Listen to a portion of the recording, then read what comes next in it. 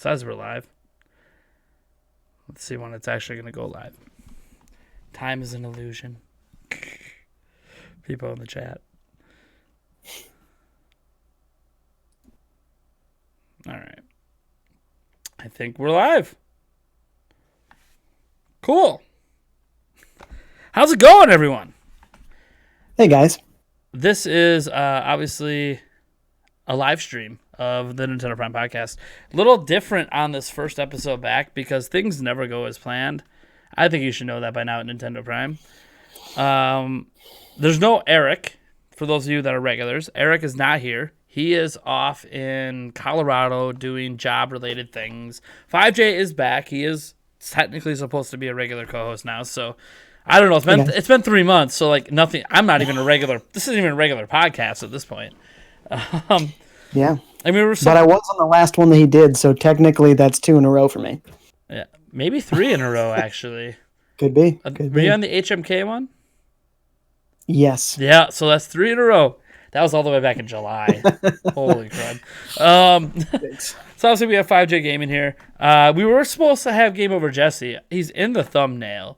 He's been tweeted at. He's online. He's not responding. So I guess we just push on forward because I'm not going to cancel the podcast. It's been 3 months. Can't be canceling anymore.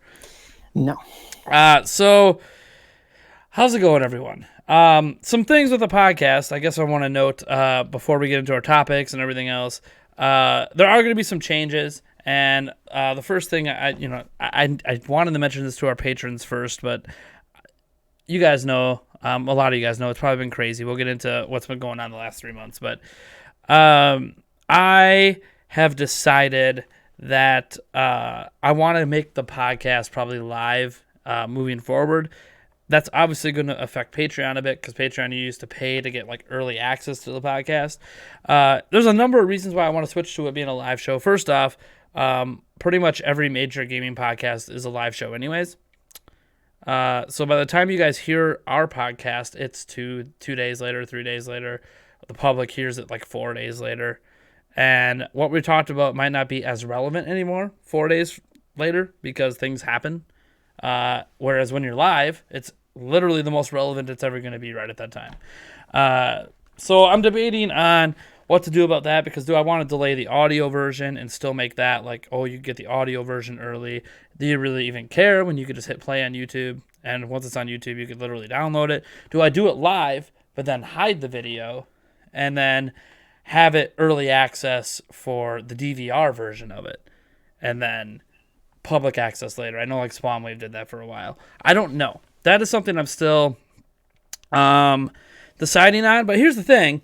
It's a big deal to me because this podcast is only possible because of our patrons. I only can make time for it when I do because of the support we get on Patreon. Because I literally should not be doing this. I don't have time. Between my other job and the fact that I try to make all my videos during the day and not do things at night anymore related to the channel just because I have kids of a family and I should be sleeping in like 45 minutes. I shouldn't be, or if I'm going to be up, I should be spending it with the fiance, right? I shouldn't be sitting here in the basement. But I do what I got to do once a week because, one, I really love you guys, and I love this podcast, and I love spending time with 5J and Eric typically and whatever special guests we can usually get on. But beyond that, I also just like to talk about video games and do something different at the channel that isn't just me. You guys see me a lot. You hear me a lot. So getting other faces and other voices involved is important to me. Now, there'll still be the Patreon goal of... for $20 a month or whatever, you could be on an episode of the podcast. I have to sort out some things because now with this change to a live show, I have to change up some stuff. But I want to thank you guys for waiting 3 months for the Nintendo Prime podcast to come back. I don't know what the viewership's going to be like. I guess I probably should just stop caring about that at this point.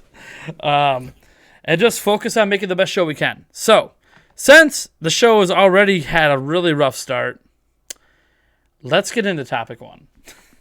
Yeah. Speaking of rough starts, don't worry, we got like 5 gaming plus topics for you guys. This first one though is just gonna be where the hell have we been? It's been 3 months.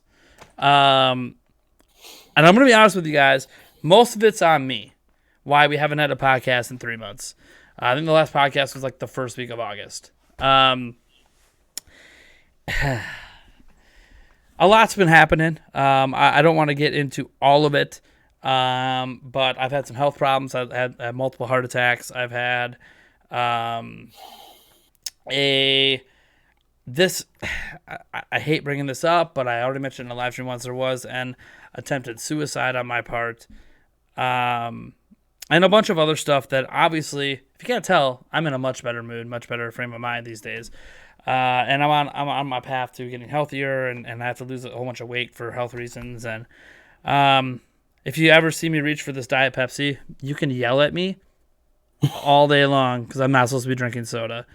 But I don't know how else to stay awake because I don't like caffeine in any other product. So, amen.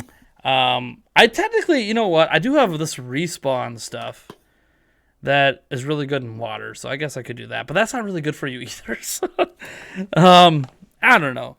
There's just been a lot going on, and I don't want to dive into a lot of the details. A lot of it's personal. There was like the announcement of like me and my fiance's like re-engagement, engagement, and then there was some rocky stuff with that, and then there was a lot. I don't have technically a working Switch right now. I have a Switch. Everyone keeps saying you don't have a Switch. I now have a Switch. It's right here. See, it exists. There is a Switch. Yeah. I mean, it doesn't have a card reader. The video out doesn't work, so I can't stream. The volume and power buttons are broken, so that's a thing. But it does turn on. Come out? I don't have any Joy-Cons for it, so technically I can't even really use it. But it does charge, so there's that. I'm working on some repairs on it, hoping to make a video out of it. Honestly, I'm probably going to end up having to buy a whole new Switch anyways, and this one will just be portable only because I don't know if I'm ever going to fix the USB-C port. It requires a replacement, and I don't have the right tools to do it. And to pay someone to do it, I might as well just buy a new Switch. So I don't know. I'll do something with it. It's usable digitally. But see, I also don't have a micro SD card right now, so like there's that too. I got to buy a new one of those. So I don't know. It's kind of like an investment. At this point, you might as well just buy a whole new Switch. They have that new deal now where you can buy one and get a 128 gig SD card for free. I know they're like sweet, but like those are like $15 now. So I don't know. I'll figure it out.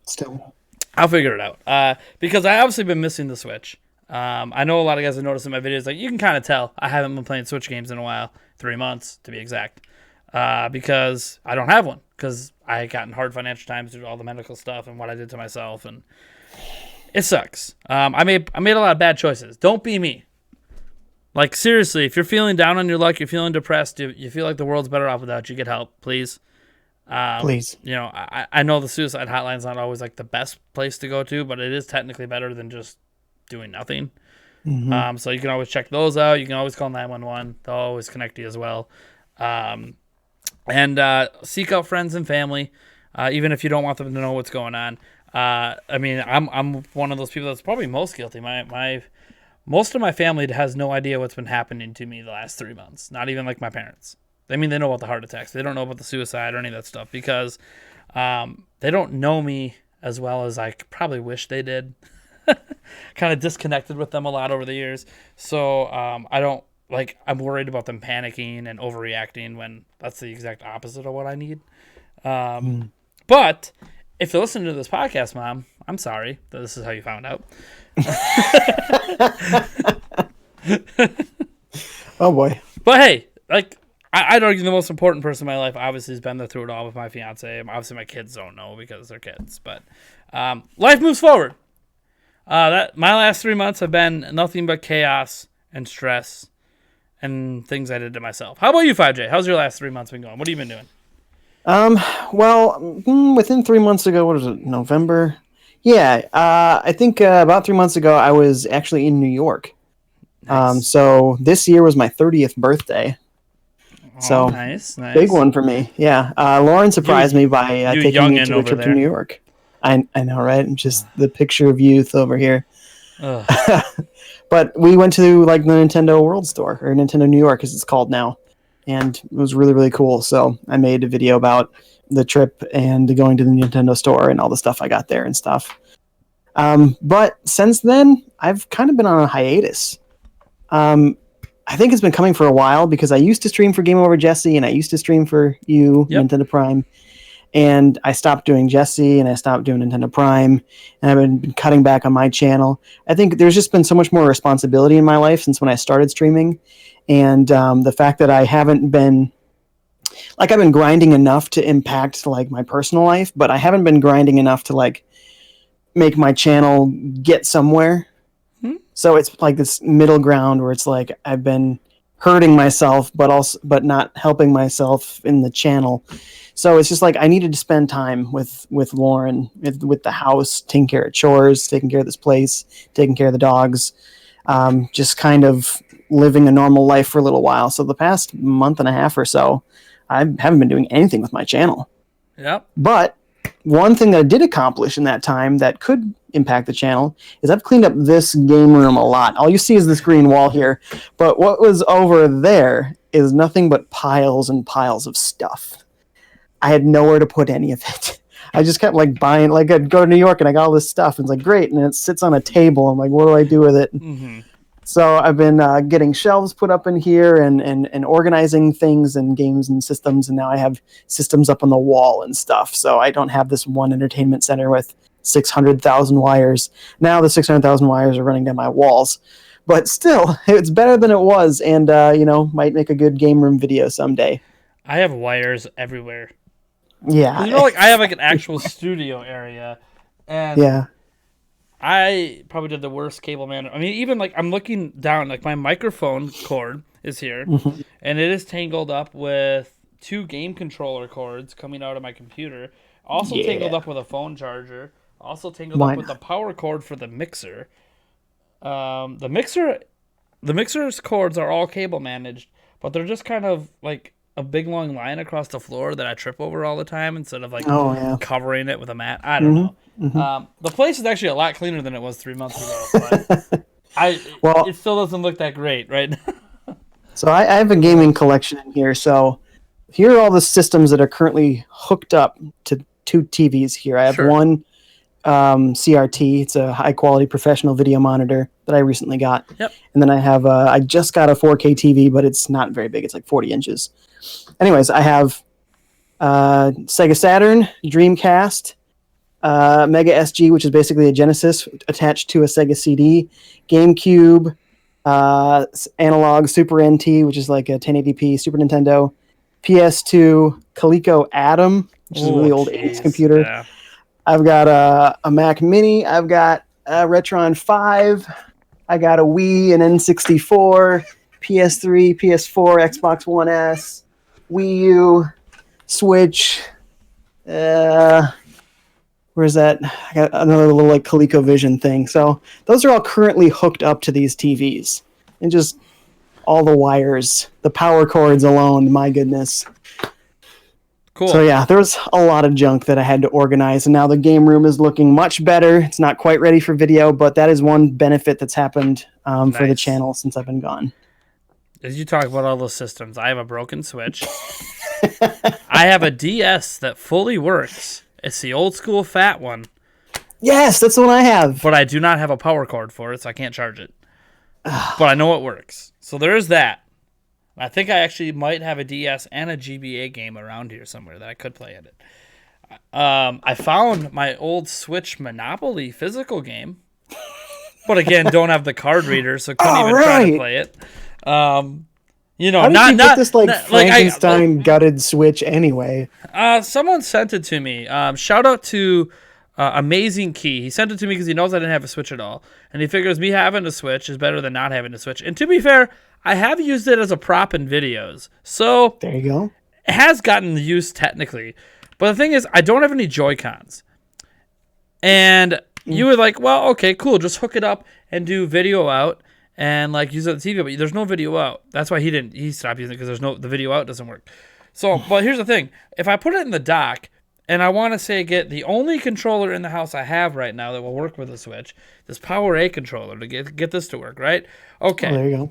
The problem is it's completely wireless. I can't wire it into the dock. So I have to actually access the menu to hook up the Bluetooth. Because I don't have that with the touch screen. No, it won't even let me go past the home button. I'll turn it on right now and show you.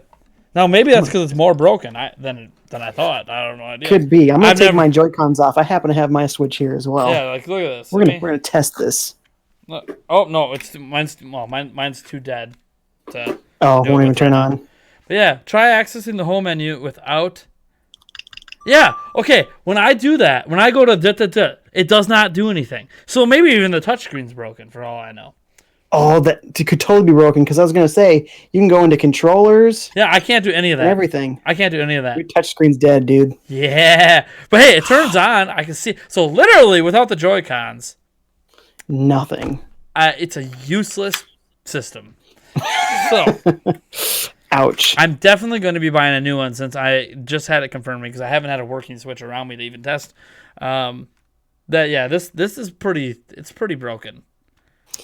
I think it sounds like it was gutted to fix another Switch. Yeah, it was. Yeah, that's why the game cart and other stuff was taken out. But I don't think he thought the screen was dead, like the touchscreen. But now maybe it wasn't, and now it is. Maybe I did it. I have no idea. Damaged in the mail or something. I do still have a dock. Yes, because even though I sold my Switch, my son didn't sell his. He lost it. But he didn't lose the dock because that's at home. So I still have his dock. And yes, I can put it in there and it does charge. But didn't you get that for him for like Christmas last year? For his birthday this year. Oh, no. Yeah.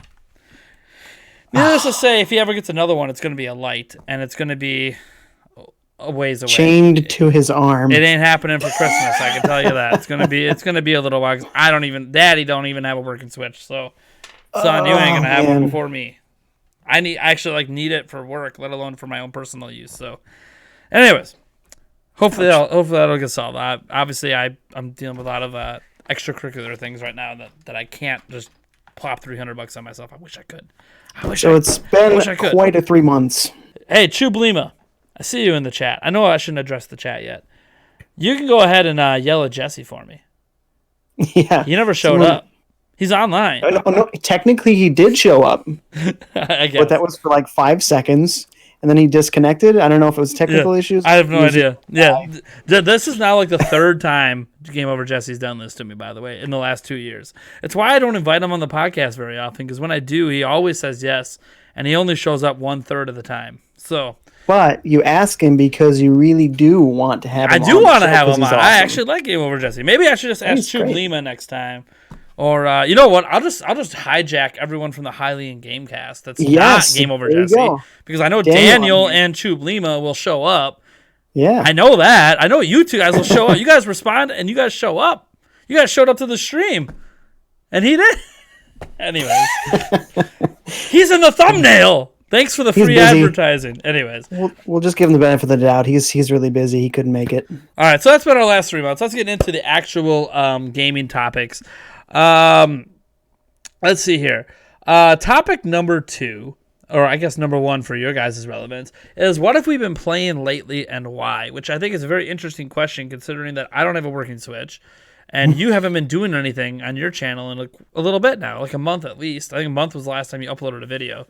Yeah. So, what have you been playing? Please say you've been playing something. Oh yeah, especially the last 3 months. It's been 3 months. Yeah, I've been playing things, and I've truncated the list because we're talking about 3 months, and yeah, there's probably more things I could add in here. But I wanted to highlight some of the smaller games first before like the AAA stuff because they're good games and people should play them. So, sure. The first one I wanted to talk about was River City Girls. I don't know if you've heard of it or seen it, whatever. So this is part of the River City Ransom franchise, as it's known in America. It's Kunio-kun in Japan. It's a fighting, like a brawler, like beat-em-up type game, but it has a little bit of like RPG mechanics to it. So like your characters level up and you can unlock new moves and stuff like that. It's pretty cool. But it's brutally hard, and but it's a lot of fun to play. So River City Girls is a twist. Normally, it's the girlfriends get captured and the boyfriends go save them. So it's literally just the opposite of that. But it's made by Way Forward, so folks make like Shantae. It is extremely good, like 16-bit style pixel art, maybe 32-bit because it is extremely good pixel art. The animation is so smooth. There are these cutscenes that look just like anime and manga that tell the story. It's frequently hilarious. The gameplay is so good. The move sets are so much fun, just beating the crap out of people. The soundtrack is really good. It's this synth pop, which I wouldn't really listen to normally, but like in the game, it walks this really cool line between like modern and retro. So it fits really, really well with what the game literally is. And there's vocals in there. Normally with like a retro style game, you don't normally hear vocals in the music. So that's cool to have that in there. Yeah, and it's really good as a multiplayer game. You sit on the couch next to your buddy, you play together, and it's really hard. So if you can back each other up, that's great. So check out River City Girls. It's seriously, seriously excellent. You'll love it, especially if you play with a friend. Cool. What else? Got anything else? Yeah. I have 1, 2, 3, 4 more things I was going to talk about. Here we go. Go for it. Go for it. All right. Yeah. I've only got one game to talk about. So. Oh, okay. Well, I expect to hear an essay's worth. Yeah, we'll see. I was going to talk about Lumines next. I just downloaded this recently, but this was a game that came out on the PSP originally and came to Switch. I don't know if it was earlier this year or like last year, later, but it's really, really a cool game. It's Tetris-esque in that blocks fall and you try and, make some sort of a shape or something and then they disappear. But the twist is it's all connected to music. So the blocks only disappear when the line crosses over it, and that depends on like the song, the beats per minute of the song. It follows like a bar, and then it'll repeat. So the song that's playing in the background determines how quickly the lines get deleted. If it's too fast, sometimes you have trouble, getting a whole thing to delete at once. But if it's too slow, you get all this stuff piling up because it's taking so long for the line to cross the screen. Meanwhile, everything you're doing actually affects the music that's playing. And every 5 minutes, the song changes into a totally different song, style, artist even. And it's just such a sweet fusion of puzzle gameplay with interactive music elements. And the Joy-Cons pulse to the rhythm, too. So as you're playing it, you're just getting this vibe. Time just melts away as you're playing this game. Sure. When you finally actually lose and it fills all the way to the top. Oh, game over. How long was that? An hour and a half. Jeez, it felt like it was 20 minutes. Sure. So I think it's only $10. Nice. So that's a great grab for $10. Go out there, grab Lumines. Really, really cool game. All right. Very quick non-Nintendo mention. I do this thing where I go deep down rabbit holes of stuff that I'm interested in. Right now, for me, that's Soul Calibur. Ooh. Yeah. I was huge into that game on Dreamcast. I suppose there is a Nintendo connection that it was on GameCube, and featuring Link. Yep. Yeah. Super awesome. Only reason I've ever played a Soul Calibur game. I'm not into fighting games, so I'm not either. That's the thing. Smash Brothers is always number one because it's so good, and it's not a traditional fighting game at all. But as far as traditional fighting games goes, Soul Calibur is easily my number one. Something about the weapons-based gameplay and being able to go anywhere in the stadium and the way they present it, it's like you're watching the final scene to a martial arts movie where just the two main characters are trying to kill each other at the end of the movie. That's how the game feels when you're playing it. It's so epic. Anyway, so playing lots of Soul Calibur, mostly not on Nintendo platforms. Yeah. As far as AAA Nintendo games goes, I was playing Luigi's Mansion 3. And I know that you were playing that at least at E3. Did you ever get a chance to play it outside of that? No. And Eric's been rubbing it in my face because he's been playing it nonstop. Well, that's a jerk move to do when you're sitting there selling your Switch. Guys, I don't even have a Switch to play. I think Eric beat Luigi's Mansion 3 last week. Guys, that's the first Switch game he's actually beat. Eric beat it. Yes. Yeah, that's how much he loves the game. He actually beat it. He loves Breath of the Wild, still doesn't beat it. Loves Mario Odyssey. Yeah, he'll beat it in a couple of years. I mean, to be fair, those games you could spend lots of time and never. And they're longer games too, but still, open world. He couldn't stop playing Luigi's Mansion. He always tells me, I don't have time to play. Luigi's Mansion comes out. Oh, suddenly you got time to play, don't you? Yep. It's funny how that works. Yeah, funny how that works. I told him he has to beat Breath of the Wild before the second one comes out, at least. But yeah, I think he's still got a year or more, so he's all right.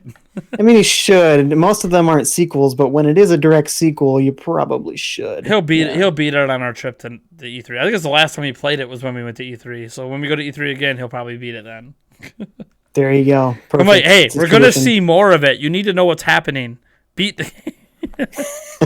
Just go to him. For you. Go to him and kill the guy already. He's easy. Let's go.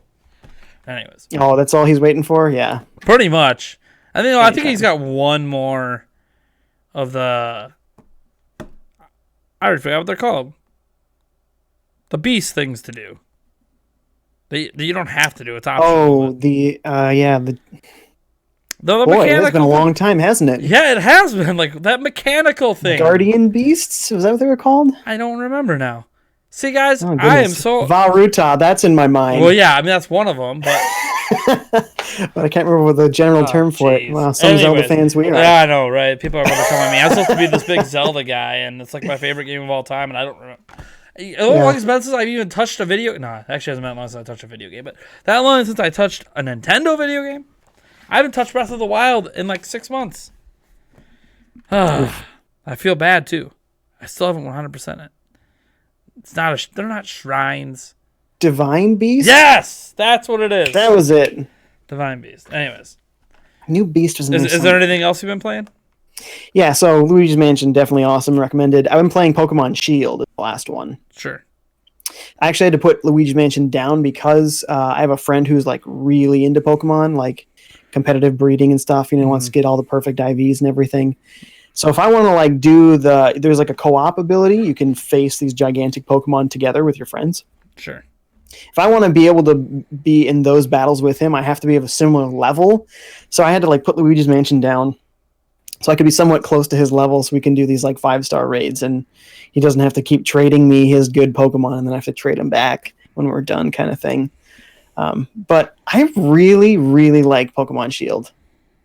There's definitely stuff that they should have done better and probably will do better in future ones because that's what they do. They make a new engine, they improve on it. So the next ones will definitely be better. But I love the new stuff that they added. Most specifically, the best part about this game to me is the music. It's been a theme of all these games I'm playing, but it's so true. They added a bunch of original tunes instead of like all just like remixes of classic tunes. And they're all so good. Like whenever I play Pokemon Sword and Shield, I got to make sure I have headphones in or I have it like on speakers, my TV, because just hearing it out of the Switch speakers is not doing it justice at all. So, anyways, it's a lot of fun. So yeah, that's pretty much what I've been playing. Awesome. So guys, it is that time of the year. It's December now, actually, but whatever. It's still that time of the year for me. What game do you guys think I've been playing? What game do I play every year? Only around this time of the year. It's obviously a yearly game. And it's one that everybody never cares that I play. And no, it's not on Switch. And it's not my fault it's not on Switch. I keep asking for them to bring it to Switch. They just won't because of the company it's from. EA. But it is a game that even now, even though I sold the GPU in my computer and I'm using a really old one now that can barely run it, I still play it. We're talking about Madden, of course. Football. Now, I didn't buy it, and I'm actually only playing it now because EA gave me a free month. Because they do this, they have you could either buy it or you could do like the Origin Access thing and get access to it, for a monthly fee. What's interesting though is that they gave me. Here's the thing: I actually wanted to play something else. I wanted to play a little Jedi Fallen Order or whatever. Oh yeah. Because that's included with my Access thing, but it won't run on my computer without a better GPU. So, Madden will run. I won't say it runs well, but it runs. And I've been playing a lot of it because I don't have anything else I don't have a Switch. I don't have my Xbox. I don't have anything else I got a DS without any games and no way to charge it. I got a PC with a really nice CPU, and that's about it. I can run. What about your phone? I can run like Lords of the Realm 2. Okay. To be fair, the nicest piece of tech in my house is the phone because I just got a new phone. Sweet. The iPhone 11. I'm sorry. Let me get even fancier. iPhone 11 Pro Max. So it's like the big deal one. Whoa. The extra $300 for that sucker. Anyways, piece. It's just a monthly payment. Yeah, it is just a monthly payment. And we changed phone providers, and I had to get a new phone. And I've actually been an Android user for a while. But whatever, I'll get into this if a new tech channel might be launching with this another person, where I will talk about switching from Android to iPhone and actually how hard it is to do it. There are some things I like about iPhone, but there's a lot of things I miss about Android. It's a more PC-like experience on Android. It's very PC-like, but in a convenient. I don't know. Just put it this way: iPhones suck at multitasking, and I'm a power user, so of course I was multitasking like a SOB on my thing, and I can't do that on here. So, I guess it's just something you get used to when you switch. That being said, I'll get into the reasons maybe later. If someone asks in the Q&A section, they can ask me why I switched, because it's a really simplistic why I switched. Yeah, been playing a lot of Madden. The new Madden, obviously my team's the Packers, but been playing a lot with like the Baltimore Ravens and all this stuff because Lamar Jackson is just a cheat code. He just is. He's really accurate at throwing the ball. He can throw it really far, and he's got 96 speed. So you pretty much can't tackle him. So it's a lot of fun. I watch what maybe actually want to use my free month and then play it is not just because it's like the only game I can run. It's also because I really like Madden, and I actually watch another Madden YouTuber. He's known for Madden. He does other sports games too, but I watch this guy called TD Barrett. I think he's a Canadian YouTuber. I think he's probably more in tune with a younger audience. But I don't know. Something about watching his videos, watching him play Madden just entertains me. He plays a lot of the best players in the world and all this stuff, and even some NFL players. So it's kind of cool. And that kind of made me just, every time I watch his videos, I want to play Madden. So I play Madden. It sucks because I'd rather be playing like Luigi's Mansion 3. I'm supposed to be playing Pokemon right now. Remember, guys? I was supposed to get that at launch. So about that. So yeah, let's just say whenever a Switch graces my home that works fully, whether it's this month, whether it is tax return time, which it probably will be at tax return time, I'm going to end up spending more on games that I didn't play this year than on the Switch.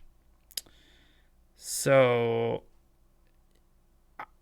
just be ready for a lot of game streams because I need to justify spending all this money, like over $1,000 on games. I somehow have to justify it, so I don't know. Maybe I'll make some of the money back in streams. Maybe I won't. You got $1,000 of games lined up to buy? Oh, you have no idea. I mean, I have some idea. I just don't like to think about it because it is a lot of money. I still don't have Astral Chain. Oh, me either. So that's. I have Link's Awakening, and I've never even put it up yet. The list goes on and on, and this is just like the Nintendo published games. We're not even getting into the fact that Witcher 3. I want to pick that up on Switch. Alien Isolation just came out. Like I want to pick that up. All the amazing indie games that have come out that I want. Like there's just 1,000 might be even underselling. And by the time I get it, Animal Crossing will be coming out. So it's like it doesn't stop. Doesn't stop. And by the way, before that, Tokyo Mirage Sessions is supposed to come out, and I never finished it on Wii U, so I want to pick that up. Yes, so it just doesn't stop. My back catalog, I'm going to buy more games at one time than I think I've ever bought in my life. And I don't know when I'm going to find the time to play them all. But I have to figure it out, and I need to do it before even more games come out I want to play.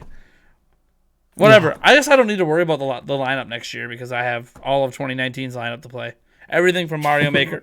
Well, I bought Mario Maker, but everything. Hey, they just got DLC. Yeah, I know. Now I got to buy it again because I sold it. So now I got to buy it again because now they got Zelda and Link in the game. So And I'm not even into builder games, but because Link's in it now, I want to build a bunch of Zelda levels. Well, but you don't have to build. You just have to play. I want to build, though. I never want to build, Right. but I've been waiting for like a proper... Here's the thing. Link's Awakening has a dungeon maker in it. I want that! But I hear it's not. it's not really... satisfying, No, it's just though. like preset rooms is what it is. But whatever. I don't care. It's whatever. Let's move on to the next topic because I have no other game to talk about, and I'm just getting frustrated thinking about the games I'd rather be playing. All right. So the next topic. Switch has been obviously destroying it this holiday. I don't know if you're aware of all the sales. It's insane. Switch was not discounted at all anywhere. Yeah, hardly. They did the exact same Mario Kart 8 Deluxe bundle they did last year. With the non-improved Switch. Like literally, it's like, oh, we had leftovers, so let's just redo that again for $2.99. Obviously, we have the Switch Lite, out there as well, and the Pokemon Special Edition one now, which is probably long gone and sold out. So good luck getting that. But I want to know how we think that they can keep this momentum going in 2020 because we know the next Xbox is coming. We know the next PlayStation's coming. We know they're going to have reveal events probably early next year, just like they did for the PlayStation 4 and Xbox One, probably before E3. Then they'll do more at E3. Then they'll do more events and whatever. All everyone's going to be talking about is Scarlet and PlayStation 5. It's going to be building a lot of hype. 4K systems. I'm hearing 10 teraflops of performance or more. Crazy stuff. All right. And that's just going to put Switch, in terms of the power debate, even further behind. And this is beyond the fact that, like, technically this phone is more powerful than the Switch. By like a wide margin. Yeah, the new, like, Apple finally did major upgrades to their processing. It's like the fastest phone on the market now or something. And I haven't actually tested it out with gaming yet, but it's one of those situations where phones are already destroying the Switch, and like that's a more of a direct competitor, I feel like, than something that goes under your TV. So, I just did a video today, and it feels weird because I said, I put up a video saying that, hey, Switch is going to outsell the Wii. Here's how. So I kind of want to throw this at you. How do you, 5J, think that they can maintain momentum next year? Probably, Let's say beyond Animal Crossing, because I think Animal Crossing is the obvious, it'll sell through Animal Crossing, but then what? Right. Well, I mean, I think there's really only two things that really drive sales. There's stuff that they could do to make their platform better, but I don't think that those things make the sales increase. Like things like a better store experience. We'd love that. Things like a better online experience. We'd love it, but that's not going to drive sales. It's really only going to be the games and the hardware. So, like you said, Animal Crossing's great, but they need to have more, and I think they're obviously going to have more first-party stuff. They're just waiting to announce it, right, strategically. And I think we're going to get into that a little bit later. But third-party support has been growing, and if they can continue to make that grow, even in the face of 4K gaming, despite their barely 1080p capable console, if they can keep the third-party support rolling, awesome. Having like the Outer Worlds comes next year. Yep. Oh, like that's a big win. Even if it's a few months late, like Doom was, like half a year, or like a year late Switch, but it sold really well. And that's kind of the success story we hear over and over. So as long as we keep getting high quality ports and more third parties on here, it's going to keep helping drive sales. Still have Doom Eternal coming too. Well, everyone's waiting on that, but it's coming to Switch. Doom, baby. Yeah. Actually, I won this from the Slayers Club. Nice. So there's giveaways every month, and I thought they just sent me a gift, but I realized I won one of their shirts. Nice. Turns out they give away a lot of them. You'd never guess. It's 666 shirts they give away. Oh, geez, who knew? Right. Third parties, and then indies, they've nailed it on the indies. There's no problems there. Endless supplies of amazing indie games. So they're really strong with indie support. They're getting better with the big third-party support. And then if they keep putting out awesome first-party games, I think they can keep up. Yeah. Yeah. That's about all you got?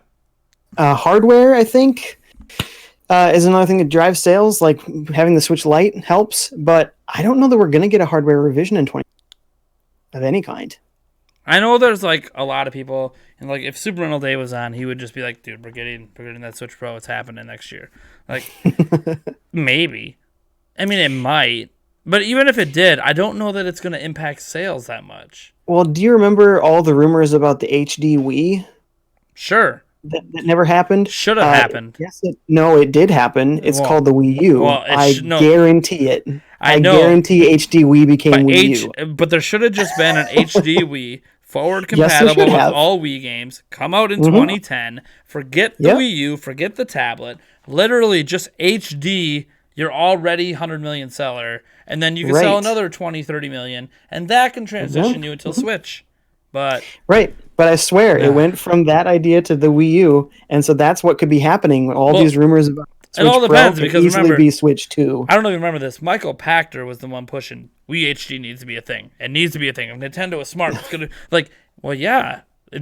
for once, Michael Pachter, I agree with you that Wii HD would actually be a really smart thing.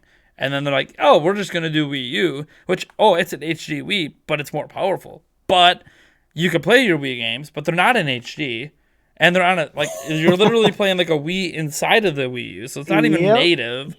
It followed the Wii design, though. It was and we're gonna put this Fisher Price looking tablet at the front of the marketing, so people don't even realize it's a new system. They think it's just another U-Draw tablet.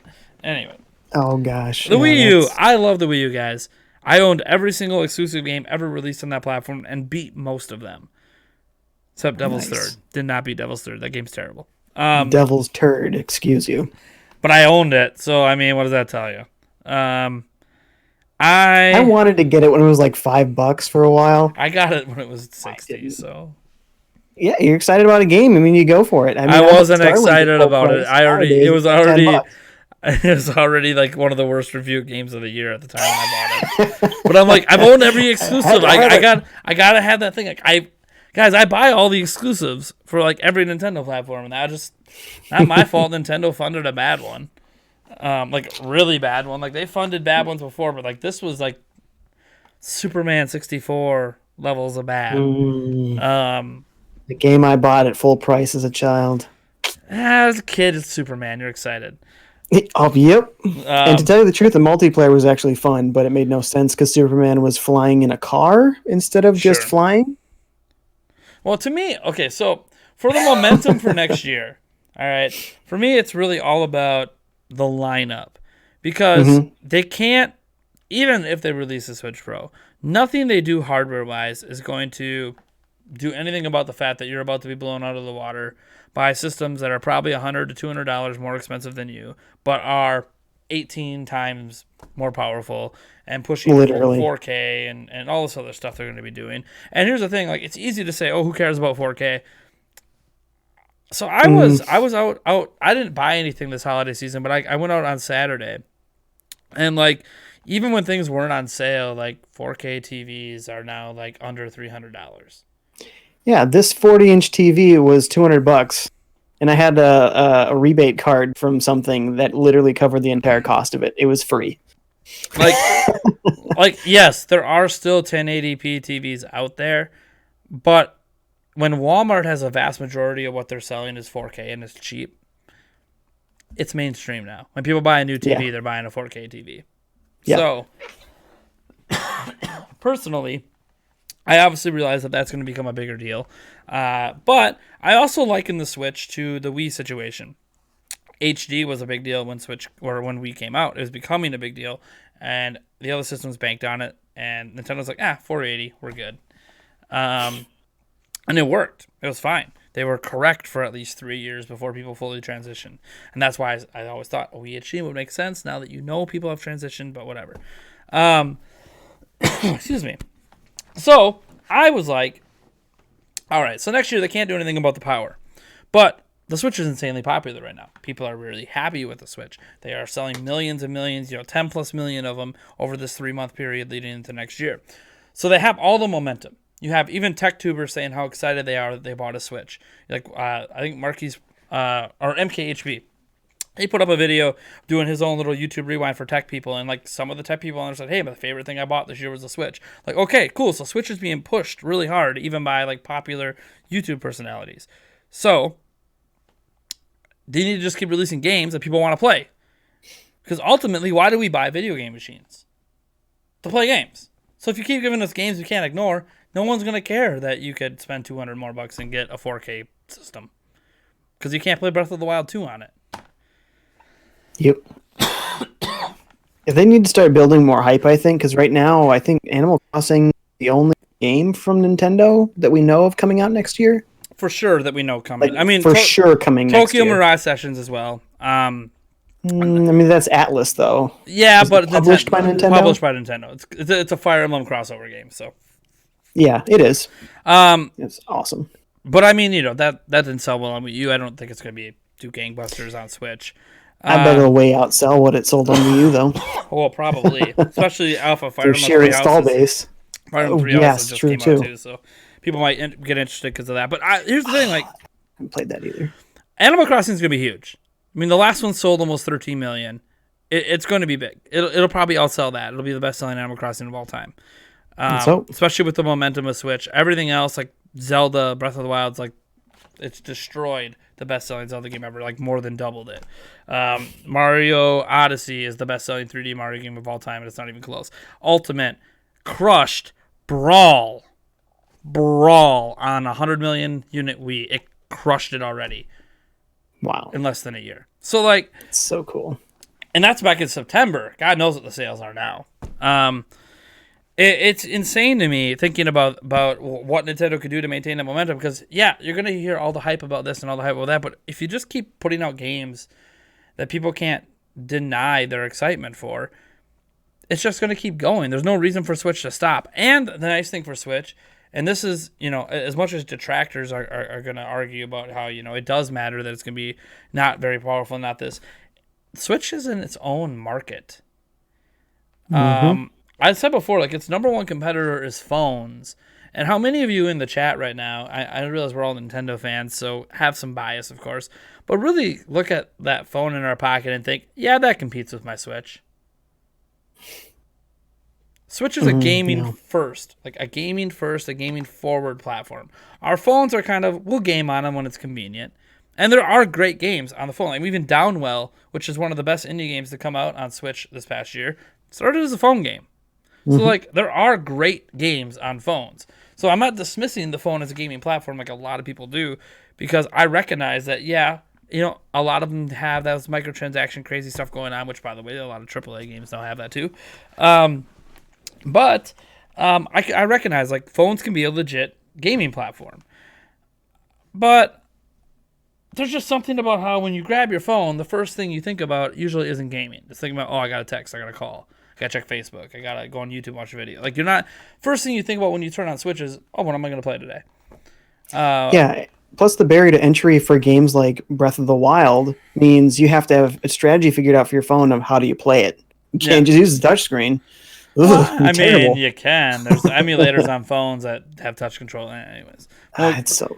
And there are controllers you can buy for your phone. Actually, you can hook up any. That's what I'm saying. But then you have your phone in your pocket. But then what? Where's your controller? I mean, where's my controller? On your actual Switch. That's a me problem. Oh goodness. But no. Personally, I think Switch is just kind of its own field. There isn't another popular handheld video game system out there. Which you can argue maybe there shouldn't be anymore with phones, but whatever. Obviously, 3DS was still popular. So one thing that I could have sworn Sony was going to do, and now they've officially said we are not interested. I swear they were going to make a PS4 that was so shrunk down that it was a portable. Oh, I was waiting for it. I was like, well, the technology's there. I don't know what. I mean, maybe they just like, look, we tried going head to head with Nintendo, and that didn't go well, so we're not going to do that again. They made so many bad choices with the Vita. They did, and it was a great system. Oh yeah, they hit the hardware was fine. The design was mostly fine. But man, I don't know. Anyways, I don't want to get into why the Vita. I owned a Vita. Still frustrated that they did not do what they should have done for that platform. And I understand that some people think, well, maybe it was never going to be popular because PSP was really only popular because people were hacking it and running all this crap. I get that, but part of me also says, while that's a big community, we're on the internet. Is it really that big? Like, people were there were a crapping. lot of hardware games sold. Well, Like there's yeah, boatloads of them out and there. people were crapping on Sword and Shield, and it's like exploding in sales. And so the internet made everyone feel like it's not going to sell, it's going to be boycotted, and it's actually selling incredibly well. So it's like, Yep. yeah, there's a lot of people, probably multiple millions of people who hacked their PSPs, but it sold 80 million. It didn't do that on the back of being hacked. Right. Exactly. It was a problem for the platform, a problem for Sony, but that wasn't like a problem for actual legit consumers that wouldn't even think about doing that. Most people, by the way, that buy tech devices, unless it's a device like a Raspberry Pi, aren't thinking about hacking at all. They do use the product as intended. Even when you buy Right. phones, most people don't jailbreak their phones. That's just not like it's popular. People do it, but it's not actually what, I don't know, 90% of the Most consumers people. actually do. Probably even more than that.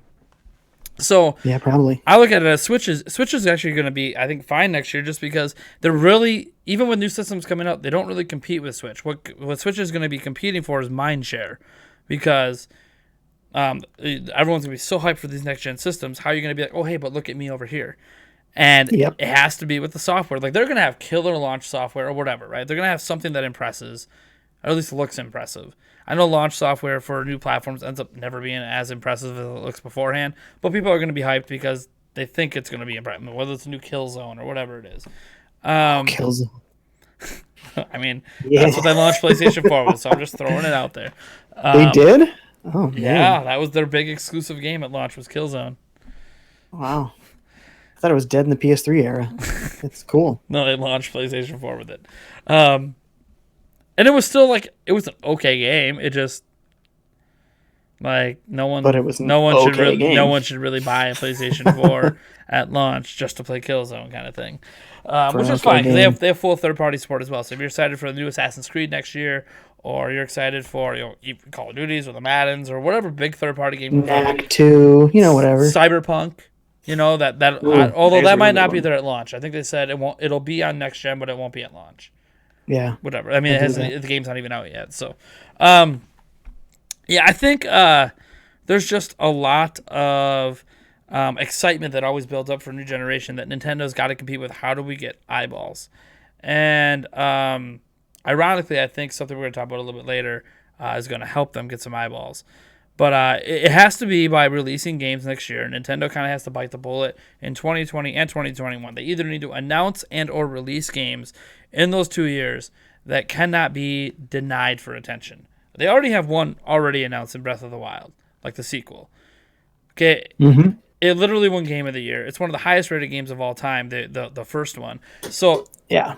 assuming they do it right, the sequel's gonna. I mean, it already has like 6+ million views on YouTube. Just Nintendo's upload of the trailer, not counting IGN or anyone else who did re-uploads. So it's like Right. it's gonna be huge, and that's gonna get attention. So that's one they already have announced, and whatever year that comes out, it's gonna be a big deal. But what else could they announce? And would an Odyssey 2 really do it? Because Galaxy 2 didn't really drive that much excitement after Galaxy 1. It actually sold significantly less than Galaxy 1. So it's like, what could they do? And I'm like, well, they have something that's in their back pocket that people don't talk about, because I guess why would they? They have to get another Mario Kart out at some point. Yeah. Mario Kart 8 Deluxe is not a Switch game, guys. It is Yeah. a Wii U ported game. It's like 4 or 5 years old at this point. It's at 19 million. Yeah, it's the best-selling game on Switch. Yeah, it's going to probably cross 20, 21, 22 by the end of next year. Whatever. It might even pass the Mario Kart DS sales, which That'd is be like sweet. 23 million. But here's the thing. There's no reason a new Mario Kart can't potentially sell like the 30+ million, 37 I think it was, that it did on Wii with the current popularity of Switch. They just have to announce it. And if you guys think, because they sold 19 million Mario Kart 8s, they're not going to release a Mario Kart 9 on Switch. They'll wait till next gen. Will they? If they plan for this gen to last another 3-4 years, will they? I think a lot of these deluxe games from the Wii U were quick, easy ways to get quality software on their system. They didn't have to put a butt ton of time into putting that game over. So it was a great way to fill in all these gaps as they're building third-party support. Yeah, So, and that was Mario not Kart their sold fault. like a Mario Kart game does. Yeah. But it's like, you can't tell me if they release a Mario Kart 9 that everyone who bought Deluxe isn't going to be like, oh yeah, I got to get that. No, I don't need that. I have Mario Kart 8. I'm so in. I'm pretty sure that 19 million, aka leads to the best launch of a Mario Kart game ever. This is ignoring the fact they already put it on mobile as well to get even new people interested. So, oh yeah, seriously, I don't know if it's gonna be next year, but if they announce it next year and release it in 2021, that's Mario Kart is one of the biggest IPs out there. It's bigger than the Mario franchise in many ways. 2D Mario games do have a say on that because they usually sell really well, but Mario Kart's one of the biggest franchises out there just on its own, ignoring the Mario brand. So. And some people speculate about a Nintendo. I think Arlo put out there, well, maybe instead of a Mario Kart 9 this time, they do a Nintendo Kart and bring all the IPs together for a racing game. But it's yeah, but once you do that, how do you go back to a Mario Kart unless it doesn't sell well? Right. I think because they already brought in Link and Animal Crossing and stuff into Mario Kart as it is. So I'm pretty sure they're just going to make Mario Kart 9 be a Nintendo Kart anyways. Well, and Super Smash Brothers is a play on Super Mario Bros. They're never going to change that moniker, even though they got Snake and various characters have nothing to do with Nintendo at all. Yeah. So the Mario Kart name is too strong to change. Yeah. You can't. So it'll be Mario Kart 9, but they might bring it. I don't know. That's just speculation. Or Mario Kart. Well, I can't call it Grand Prix. That's the phone one, right? It's Mario Kart World Cup. Mario Kart Tour. That's another one, isn't it? I don't know. Anyways, I think Mario Kart 9 is going to come out sometime in the next 2 years. All right, so that's another so they can announce that because the Mario Kart team's got to be doing something because I think they're the ones that made ARMS. So they got to be doing something since ARMS. I love ARMS. I'm sad it didn't do better. Yeah, there's just a lot going on. I mean, I know the Animal Crossing team was the Animal Crossing team the one who made Splatoon. I can't remember. Really? I think one of their teams for a major IP made Splatoon, and then is now obviously Animal Crossing is coming out. So I don't know. There's a lot of crazy things going on, and here's the thing. Splatoon 2 is probably at this point officially ahead above 10 million worldwide. Because in September it was at 9 something. So my thing is, okay, well Splatoon's done, right? They're not updating it anymore. They're not doing really anything with it anymore. Splatoon 3's got to come, and you might think, well, maybe they'll wait for Splatoon 3 till the next gen. Maybe it'll be their new Smash Bros, where it's just once per generation. But they released Splatoon at the very beginning of the Switch's generation, which completely opened the door to the possibility of a Splatoon 3. Also, what about Splatoon spin-offs? Oh, I mean, why not? I guess it's popular enough to start considering a Splatoon spin-off. I mean, Mario has spin-offs and Zelda has spin-offs. Even Metroid, that doesn't even sell all that great, gets a spin-off. Kirby has spin-offs. Although you could argue every Kirby game's a spin-off at this point. So yeah, there's gonna be new Kirby games, by the way, but there's a new one every year, and it's not really a system seller. It's just, hey, here's Kirby. If you like it, buy it. They sell a couple million. Obviously Metroid Prime's gonna come out some, but which I think Metroid Prime. I don't know that it's an attention grabber. I think it grabs more attention than it actually sells. It's like an Oscar movie, it's critically acclaimed, but I don't think it's a movie you sit down with your friends can't wait to watch this movie. No. But it is one of those things that hey, look, Xbox Scarlet whatever launched. Hey, we just did our Nintendo Direct in the middle of November during launch, and first gameplay of Metroid Prime 4.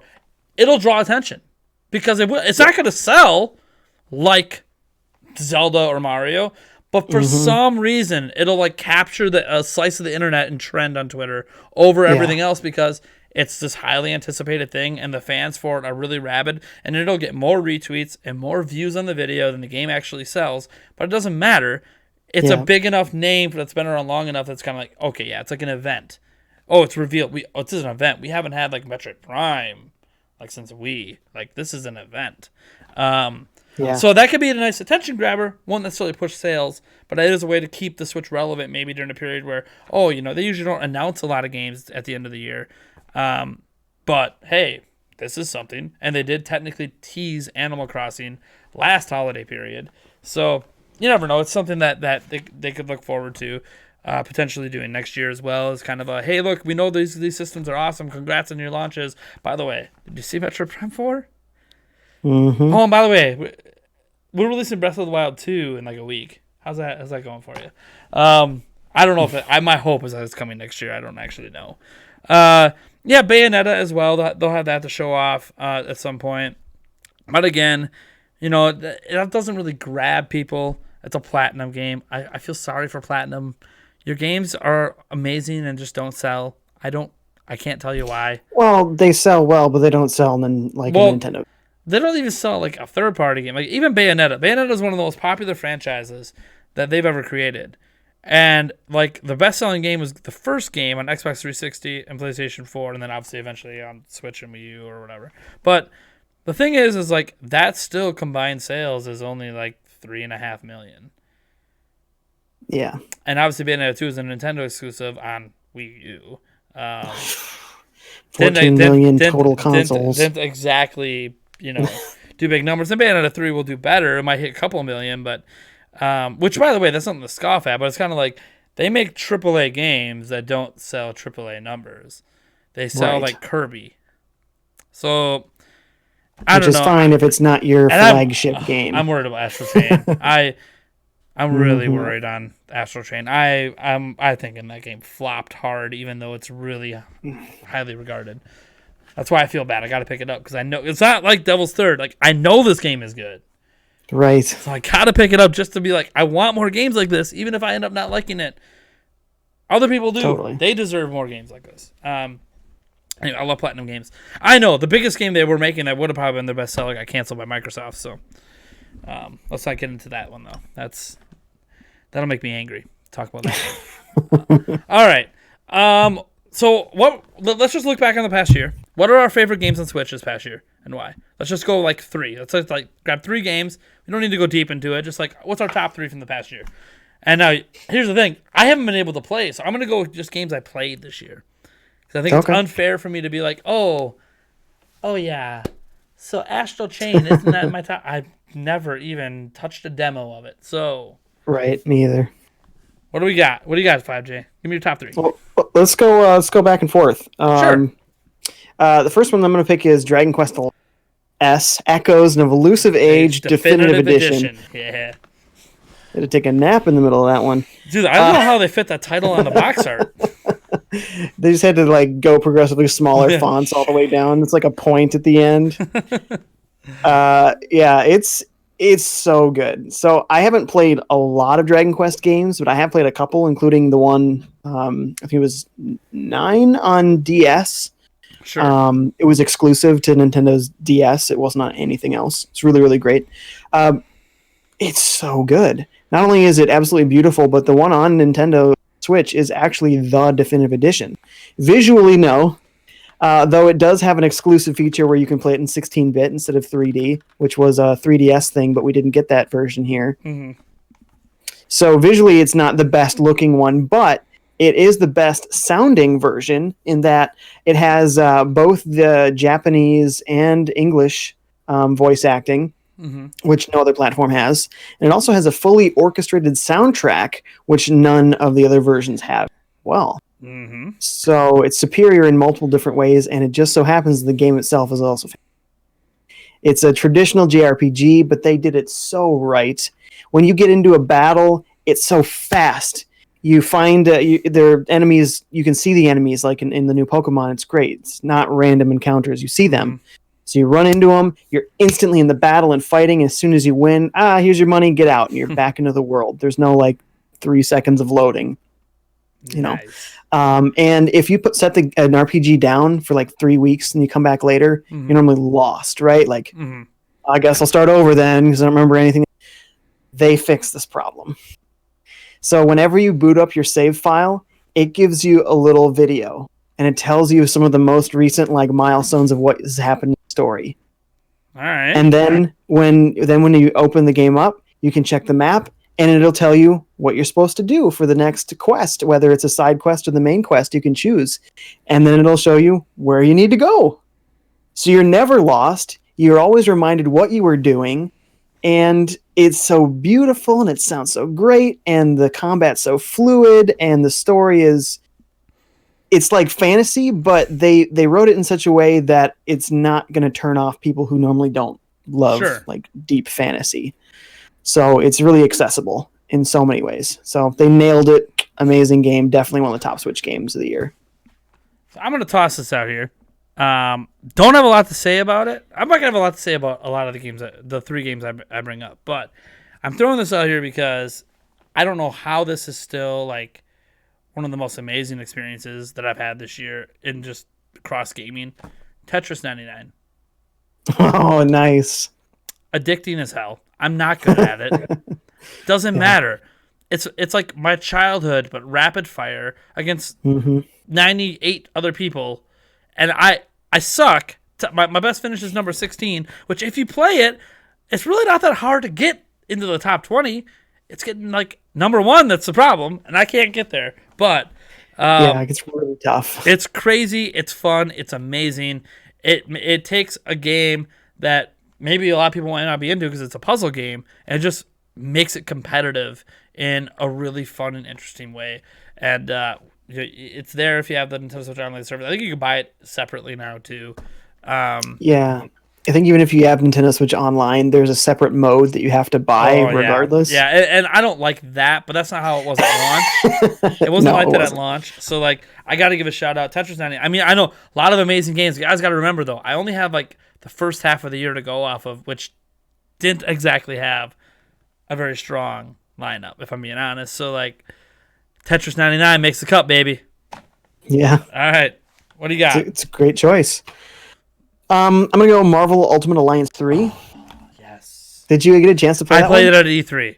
Played it like 4 times at E3. And granted, it was just a demo, but God, it was so good. Yeah, and it's kind of the experience all the way through. Eric has that too and rubs it in my face. Anyway. He would. Here's the thing. He's rubbing it. He doesn't play anything. And he never... Here's the thing. I said, Eric, wait a second. The podcast is coming back, and now you play games, and you can't be here. And he can't be here. Now you play games. Like, I could actually ask you your top 3, and you could legit tell me your top 3. Anyways. But what you loved about it is why it's good. They're always introducing new characters in fun ways, and a nice balance of heroes that you play and villains that you fight against, and just a crazy story and how they all loop together, and it looks really nice. And it's just a fun game to play, especially if you got a buddy to go beat up some dudes with. It's a good time. It's not the world's best game, but it's a really great time just whipping some bots over and over again. Sure. Okay. It's a cop-out, but I played it at E3, so I'm counting it. Luigi's Mansion 3. When I played it at E3, I still remember I said, guys, I think this is going to be Game of the Year for me. Now, I don't know. I can't call it Game of the Year for me because I only played the demo twice. But Luigi's Mansion 3 left such an impression on me at E3 alone that it is literally one of the best gaming experiences I played all year. So I'm just going to throw it out there as it probably would be my number 1 game of the year if I actually played like the full game. Eric? Yeah. Stop playing your Switch and let me borrow it. Where's the Eric that wouldn't touch it for a month? Yeah. Anyways. Bring that guy back. Anyways. No, I can fill that out a little bit. That game, I think it takes some of the best elements of both the first and second, which had sort of different fans, I think, and put them together. Like, it feels much more bigger, much more open, a lot less hand-holdy. The second one, was always EGAD telling you, all right, you have to stop now and come back to the lab and whatnot, and interrupting you all the time. And they've cut way, way back on that. It's much more open, but still really varied environments in this, like, themed hotel. So much to do. It's not the very quick game that the first one was. Really fun boss fights. It's well executed and co-op, and the co-op is really solid. And there's the 8-player mode. Oh, that's right. I haven't even tried 8-player mode yet. All right. Anyways, what's your next game? Oh man. Well, you saved me from having to mention Luigi's Mansion. Skip over that one. So it's a cheat for both of us. I'm gonna go with a weird one, and I'm gonna go with Ghostbusters remastered. Yeah. Love that game. Luigi's Mansion is basically Ghostbusters from Nintendo, but proper Ghostbusters, written by the actors, acted by the original actors. It's basically a movie and a game in one. And I loved it when it was out on the 360 and PS3, and I love it now, taking it anywhere. And playing through the story again is so much fun, and they added all these sweet weapons, and capturing ghosts is really satisfying. I think it's maybe a little hard at the beginning, but once you start unlocking more tech, then it really starts to be fun. It's maybe a little too easy by the end because you're so powerful, but it's so great, the little journey that it takes you on in this hellscape of New York that's, you know, kind of slipping between dimensions kind of thing. Nice. It's a great game. So, for my last one, I'm going to go with a game I actually reviewed. My only game review this year. Yoshi's Crafted World. Oh. So here's the thing. It's not that I think it's probably one of the better games. I'm not in the builder games, so I didn't like Dragon Quest Builders 2 that I played. I also wasn't that big into Super Mario Maker 2, although now they added Link. Anyways. Gotta try it. You already mentioned Marvel Ultimate Alliance 3. I played at E3. They didn't have Fire Emblem playable there, so I didn't get to play that. Didn't get to play Astral Chain. Didn't get to play Super Kirby Clash. Didn't get to play Link's Awakening. Daemon X Machina Beyond the demo. Didn't get to play Link's Awakening. Well, I got to play it at E3, but like I can't. I feel it's cheating if I just say Link's Awakening because I'm a Zelda guy, so like it just automatically is up there, and it's my first Zelda game I ever played was Link's Awakening, so like. And it's different from that, so if you haven't really experienced it all the way through, you don't really know. Obviously, Dragon Quest 11, but I haven't even played the demo of it. Obviously, there's the Pokemon games and so many other. Let's not even get into all the indie games. But I did actually play Yoshi's Crafted World, 100% of it, beginning to end. Sweet. It's a very charming game. It's interesting that it got delayed like twice. It felt weird, like Yoshi's being delayed. Why? And I don't know if it's just because they were getting used to building games in Unreal Engine 4 because it's one of Nintendo's first games in Unreal Engine 4.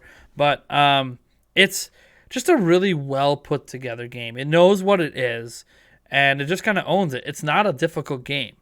Finding some of the things, that they add a little trickery to it, but it's not like in Odyssey or even in Kirby sometimes where it can be really tricky. Like it's not super tricky. You can figure things out usually by your third time through a level, and the levels aren't so long; they take forever. But it's just really cute and it's fun. And I played it with my kids. And it's just a great family game because you can kind of become an invincible Yoshi if you're kids for some reason just aren't very good, which I have a 4-year-old that can barely hold a controller, so even the Joy-Con. So like it's nice to have that in there. It's just a nice game to kind of just play kind of casually. I don't know if it's a game that I would I sat down and played through it all over a few days. I don't know that it's as enjoyable in a setting like that in comparison to just pick up and play a couple levels when you're like on the bus or something. I think it'd be more enjoyable in that in smaller spurts, but it's a really fun game, and because of all the amazing games that have come out, it's going to be the overlooked game this year from Nintendo. So there you go. That's my last one I got for you. Sweet. All right. Good picks. Let me see here. Let's just briefly touch on the Game Awards. Instead of us going over the nominations and stuff, because I'm kind of getting pressed for time here. Let's just talk about what we think Nintendo might show off there, since Nintendo showed off something every year. Also, it's been announced officially now, apparently on Twitter, that they will have 10 brand new games revealed at the Game Awards. Now, 10 games they've never revealed before? Yes, brand new reveals. Sorry, the Game Awards said that, not Nintendo. No. Yeah, not Nintendo. Okay, Yeah, important clarification was like 10 announcements from Nintendo? The Game Awards will have, there'll be more than the 10, but it'll be 10 new. It doesn't mean Nintendo's one of them. They could just be showing off a game they've already showed off. But right, yeah. What are they going to show off? Because Nintendo shows off something every year. Yeah, I think last year they showed off a fighter, didn't they? Yes. A brand new Smash fighter. So I think that's an easy pick. Yeah, is it a new Smash fighter? Yeah, right. Because there's one last one to announce. Because there's one extra one. Especially if it's a third party. Oh yeah, absolutely. Somebody's at the awards, maybe. Yeah. Oh, hey, you're nominated. Oh, by the way, like someone from Sekiro is now in the game. Like, what do you mean someone from Sekiro is in Norman Reedus is going to be. Norman Reedus from Death Stranding. Like, wait, what? This is Sony. What? Well, okay. Well, if that's happening, then let's just get Kratos from God of War in. Just screw it. Take the whole PlayStation All Stars team and just throw. Anyway. Why not?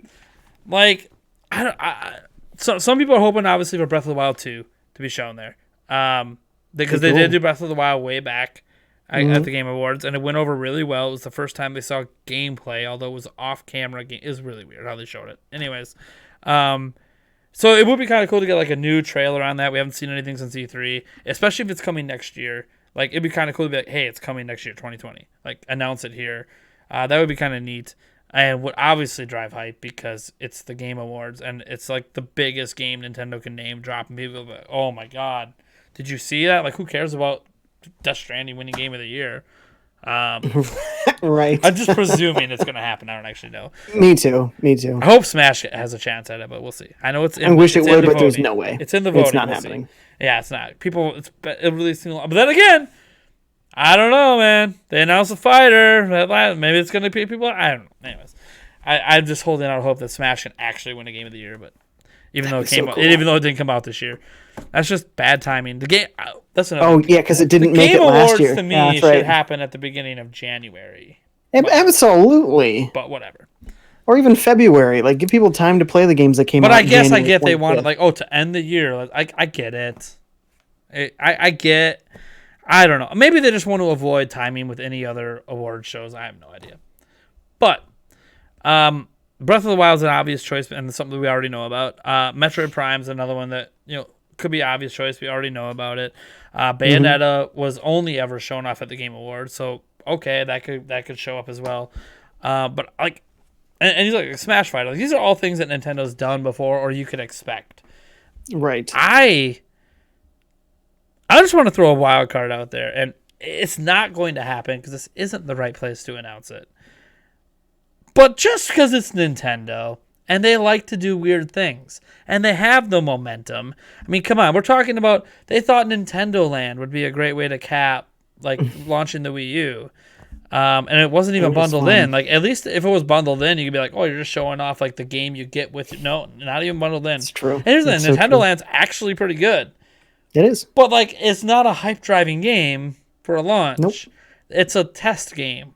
It's a bunch of mini games for games we don't have on Wii U, like Pikmin. But to be fair, Wii Sports shouldn't have been a system driving game either, and somehow it was. But they didn't cap their E3 before it came out with, oh, here's Wii Sports. They're like, oh, we know. Like, we showed off Wii Sports early. Cap it with Twilight Princess. Like, cap it with the game that drives hype for gamers. Like, not the one that might actually be the system seller, but, like, people aren't going to care as much about. Know your audience, basically. But that's why I think this is a stupid thing to announce it here. But Nintendo does stupid things, and I'll take it. I want them to announce a wave race. Oh, sweet. Like, it'll catch everyone off guard, like, oh, wave race? But then it actually looks good. Somehow, it looks good. Oh. And they're just like, why? What is this? Oh, by the way, coming in February. Like, wait, what? What's happening? I don't know if we're doing our sixth question, but... And here's the thing. This is just a pipe dream. They only charge $40 because they realize this isn't Mario Kart. We want people to actually buy this. $40. Physical version. Is similar. Oh, it's not gonna happen. Is so similar to yours. It's not gonna happen. Wave Race, right? Awesome game. Yeah. Love it. Total wrong audience to announce it to, but whatever. Yeah, that's probably true. Especially if but if they time the announcement trailer around the time they're doing like the sports and you see the racing games in there, it's like, oh, by the way, here's a new racing game coming, Wave Race. Anyways, it could be awesome. I mean, what if they're jumping sharks? Literally jumping sharks. They could do that. I was gonna say, if it's in the vein of Wave Race, for me it would be Pilot Wings. Oh, Pilot Wings. I love flight. I love flight simulation, but Pilot Wings was also like wacky flight simulation. Yeah. So you could have like Microsoft Flight Simulator as one of the videos, and then here's Pilot Wings, and it's goofy people with their little wings. I mean, the only game I want to see is a new Crimson Skies, but that's got nothing to do with Nintendo. So I love Crimson Skies. Oh, Crimson Skies is amazing. That's a dogfighting game, right? Yeah. Sweet. Yeah. For people that might be confused, dogfighting is it's a Microsoft owned game too, so it's got nothing to do with Switch. But I love it. Right. The moment you mentioned anyways, flying games, like that's my favorite flying game of all time is Crimson Skies. So sweet. All right. Nate Cart. I'll give you guys a few minutes if you want to get some questions in. We got kind of a smaller Q&A segment today because we're already technically at 10:30, but we did start a little late, like 10, 15 minutes late waiting for GameOverJesse. So we'll give it an extra 10, 15 here. If you guys have any questions or anything you want to ask me and 5J, we'll do our best to answer. You can ask the questions in the chat. You can super chat them in, donate it in, whatever. I have stream alerts on, so something should pop up on my screen if something happens. I feel like I should have already had your live stream open, but now I'm just remembering to go do that. It's okay. I have it open for us both. I guess I could scroll up. There might have been a couple questions maybe that were up earlier we could start with. Let me see here. I'm ignoring Sonic Man the best. Sorry, man. You always ask like the jokiest of questions.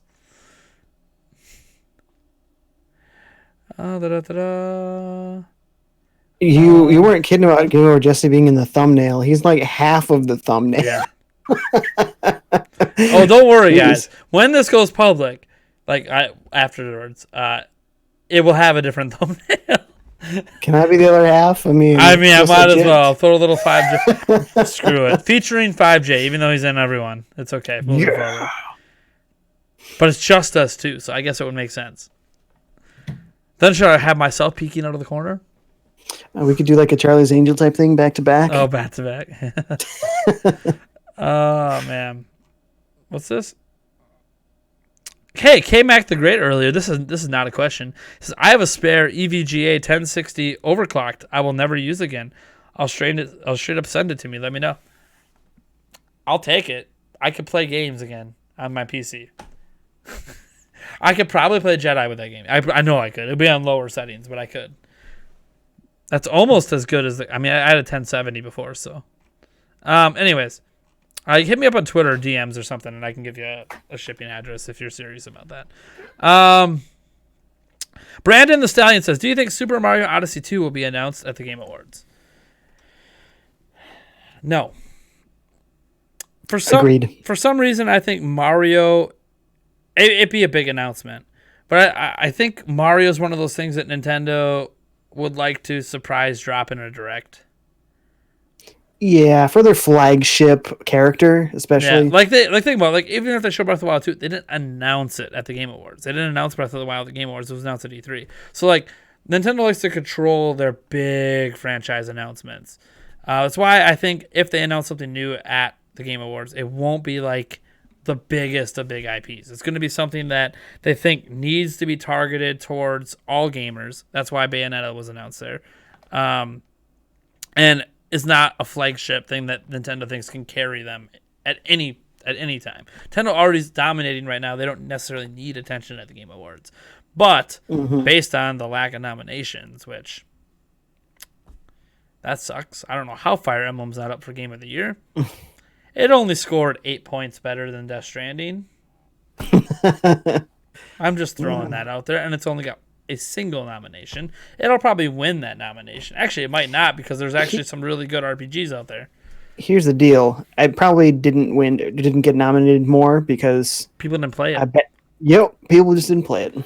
And that's the thing. It's not Jeff Keighley's fault, but the panel is pretty similar every year, and the panel of people don't always play all the games, but they always play some of the most hyped games. And Fire Emblem never has the kind of hype that a Death Stranding will get. So, right, and it kind of ends up on the short end of the stick. Even the Outer Worlds, but the How to Control getting there because it was the most talked about indie style game there was. So everyone knew what it was. I even know what it was, and I didn't play it. I didn't play games for half the year. So I don't know. But I don't think Mario Odyssey 2 is going to be there. If it is, cool. But I don't know that's. I think Nintendo. That's another one of those kind of Metroid Prime 4 in a way where they could use that to grab attention at a different time next year when they feel like they need it. Because once the new systems are announced, Nintendo has to have a direct coming soon after because they need to like shift some attention to them, or they're gonna kill it at E3, one of the two, because they have to get attention to themselves while all this is going on, so people don't be like, oh hey, don't forget about us. Like, you just bought a Switch a few months ago. Don't forget about us. Like, here's some games. There's going to be some killer Breath of the Wild 2 trailer. Oh my god! Whenever the next trailer for Breath of the Wild 2 hits, which will be next year, if it doesn't happen at the Game Awards, it's happening next year. There'll be one next year anyways. I don't even care if it's I mean, the little bit we saw became like one of the best things that happened at E3 this last year. So, oh man, and come on, they had Keanu Reeves on stage, and it still was one of the best things that happened. So. Okay, but that seriously, Keanu Reeves was one of the best E3. Like, okay, yeah, Keanu Reeves is in the game. Cool, like that's cool. Oh, Keanu Reeves is in the game. Oh, you actually got him here? Well. Oh, and he was at some of the presentations on the show floor of the game.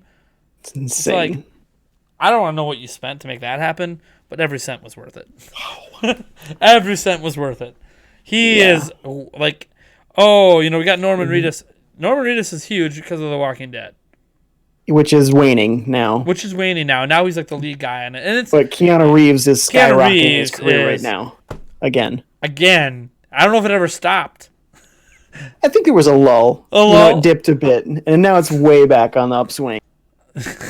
John Wick. There's that meme out there about like 10 years ago, like going 10 years to 10 years, and he's like, 10 years ago, he was the king of all the memes, and today he's the king of all the memes again because he went from like Matrix and everything. Oh my, Keanu Reeves is amazing. I haven't watched a single film of him that I don't like. So, yeah. All right. Other questions here. Let's see here. Can I grab one here from John Early, somebody that I know from my channel? Hey, J.E. He says, what if they remade Super Punch-Out in the style of Punch-Out on Wii? I love that idea, and that was one of my picks for like what I want as like a remake or a deluxe version or something would be to put the Wii Punch-Out, but I think the idea of Super Punch-Out coming even better. All right, cool. I could dig that. Anytime anyone mentions boxing, I keep thinking that like, oh man, because what was the biggest boxing event of the year this year? It's KSI versus Logan Paul 2, which. Oh, that's right. Who really cares? But it was the most watched boxing event in a long time. You could put parodies of them in the game. Yeah, that's what I was saying. Like, remember Mike Tyson's Punch-Out? Like, yeah. I'm all for crap out of a game where you beat up dude. Yeah, you put Logan Paul at the end. Even KSI. There's people that hate him too. So put them both at the end. Fight them both. You punching like this or something. I don't know. One in each arm, yeah. Dude, that'll be instant. Like, it'll sell to all the YouTube tweens who just want to kick the crap out of those guys. Oh, too good. Anyways, not gonna happen, but still, it'd be funny. Let me see here. I believe for family games, every game nominated was published by Nintendo. I think so, but that's like typical every year at the Game Awards. It's pretty much like the Nintendo Award to ensure Nintendo is going to be in the awards. But here's the weird thing: one of them is Ring Fit Adventure, family game. Sorry, what? Have you played it? Family? Yeah, and it's a great exercise game. I know. I don't know if my kids would be in. Well, if they saw me play it, they might be like, let me squeeze that ring. Let me get into it. Oh yeah, but it's one player because you have to buy the game with the controller. Was considered a you family cannot game. have a second Ring Con without buying a second copy of the game. But Wii Fit was a family game, considered a family game. And you could use one balance board. You would just take turns. I still don't think I'd call that a family game. They've gamified exercise, and there are mini games in it, but when you just play like the main game of it, it's are you confusing though a family game versus a party game? They don't have to be the same thing. There's a lot of overlap. But they don't have to be the same thing. I know, but I think we're also confusing it with an exercise game, which is but family games. Why can't family games be exercise games? Because it's an exercise game. You're saying families can't work out together? Yes, not with this game. It's just not interesting. You just take turns. I think as a family game, it's just not very interesting. I only say this because back in the day when it was just me, Yulia, and our daughter Melody, and Wii Fit was out, and I think it was Wii Fit U at the time.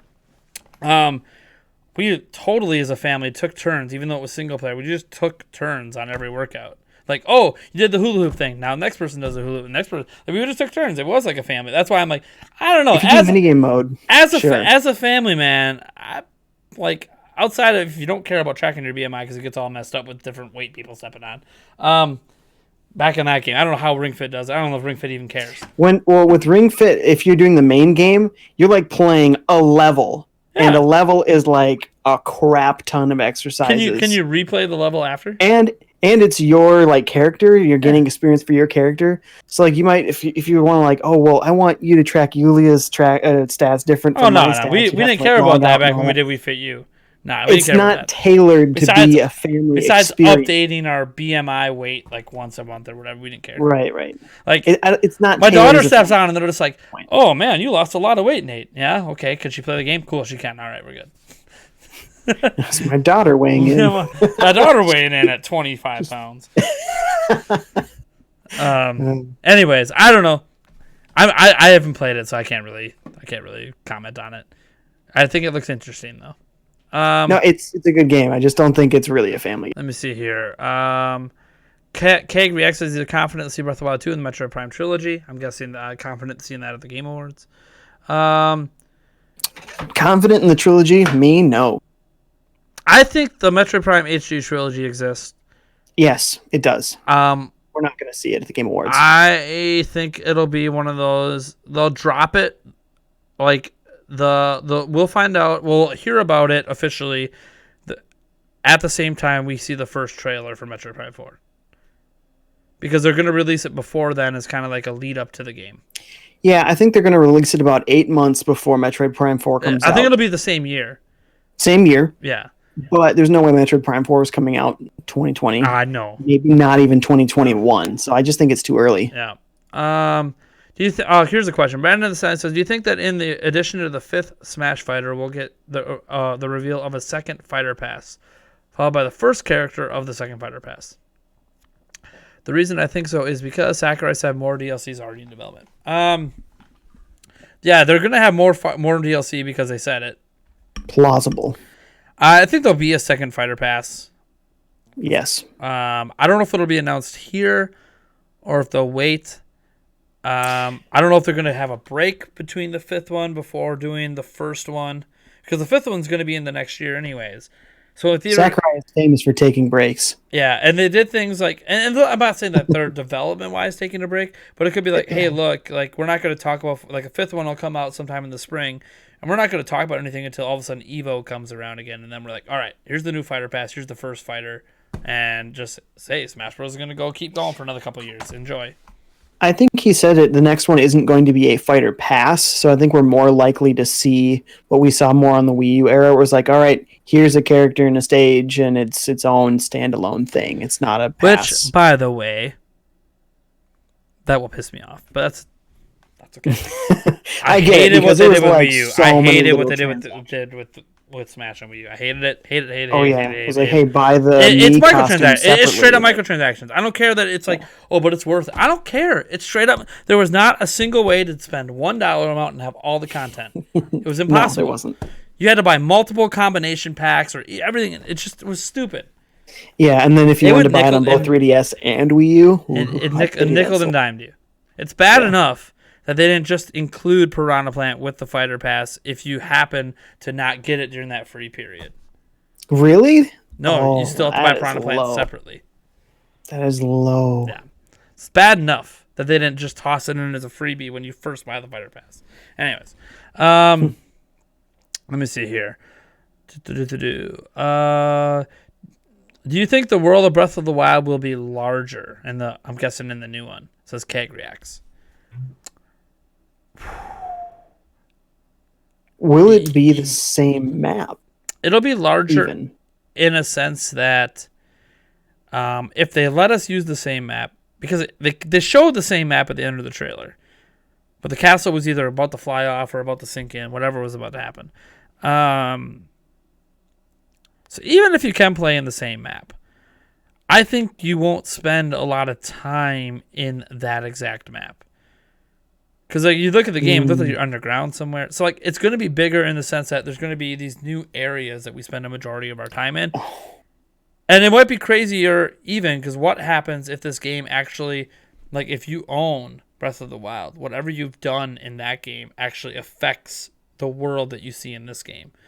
Like which ending did you get? That affects the world in this game.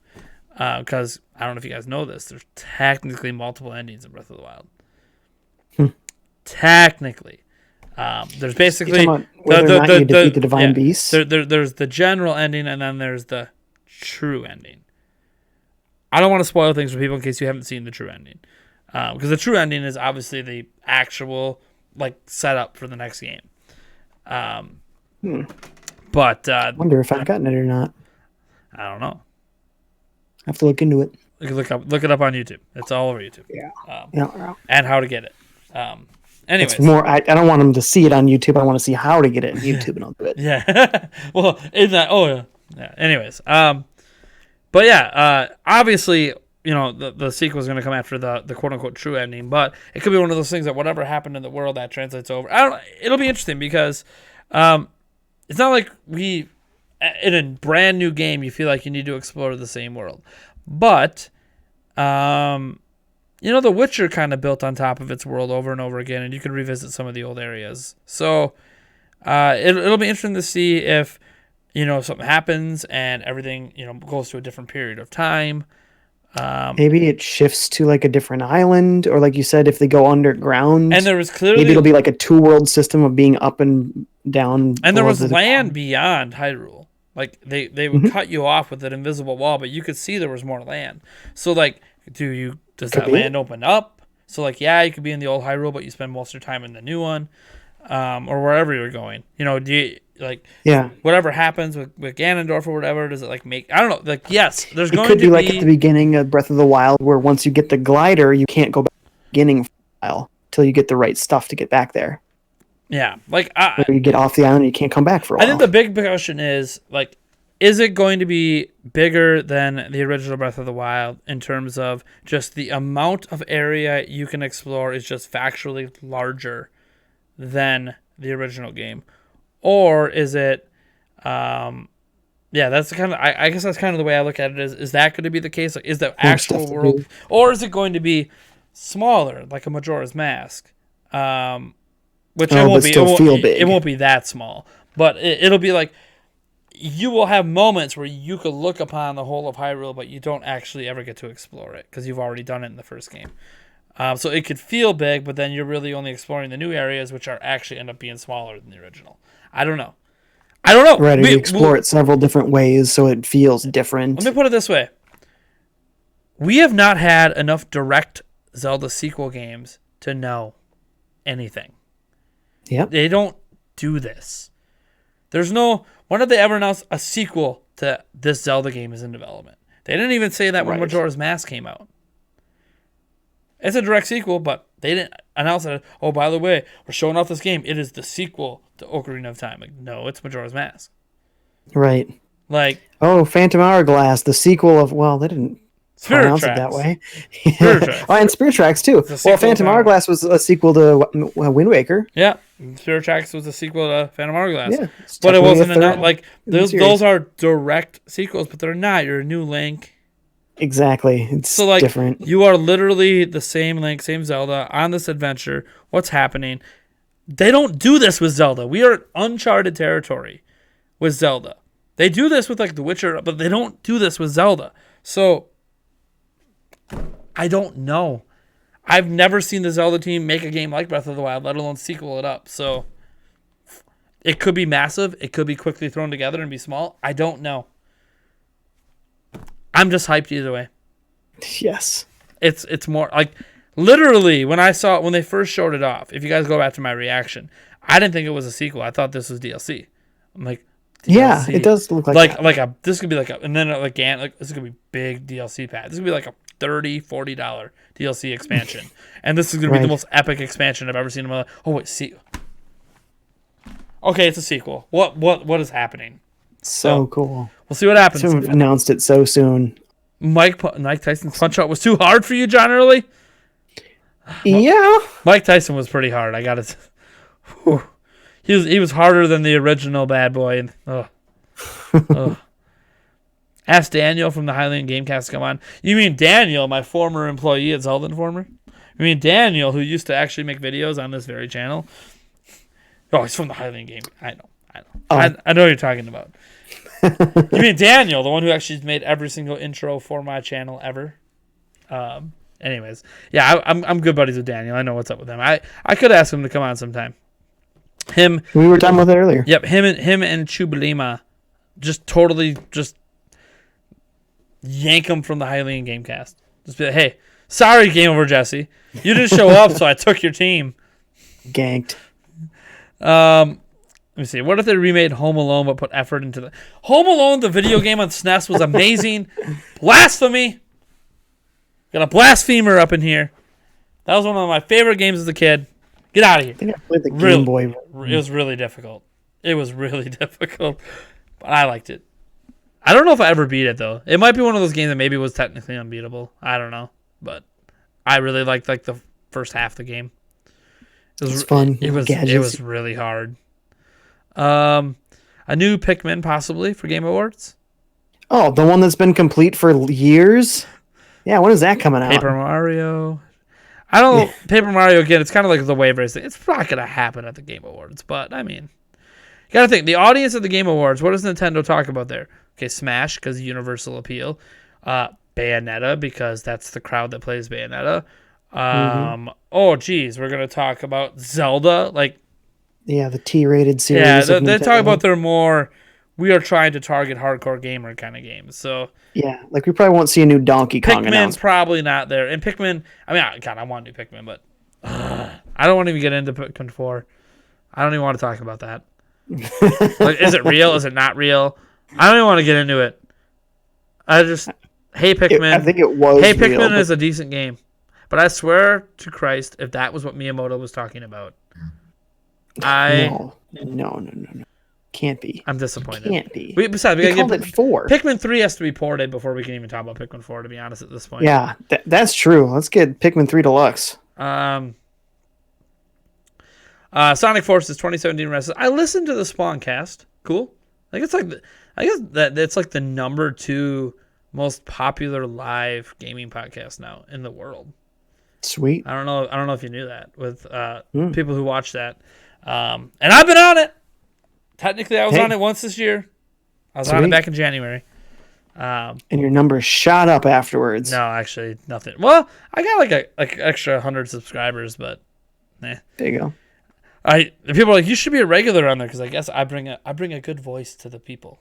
But there you go. I don't know. I don't think John likes me too much. So I've been a little too dramatic on my channel this year. I mean, I just told you guys earlier that I almost committed suicide. That's not kind of the thing that he really wants on his thing there. People coming into the chat and being like, "Why is Nate here? Shouldn't he be dead?" Like, okay, let's not bring that drama over. Let's see here. Maybe someday next year when people don't remember any of the drama. People never forget. Oh, it's the internet it's never the forgets. Internet never forgets. Whoa, the screen. Did it wobble? Did something crazy happen? I don't know. It put the MSI logo on the stream. Oh, did it? Oh, yeah. I was mousing on my desktop. I don't know why I have an MSI logo, but it's been on there since I got the MSI 1070, and I just never change it. I'm never on my desktop.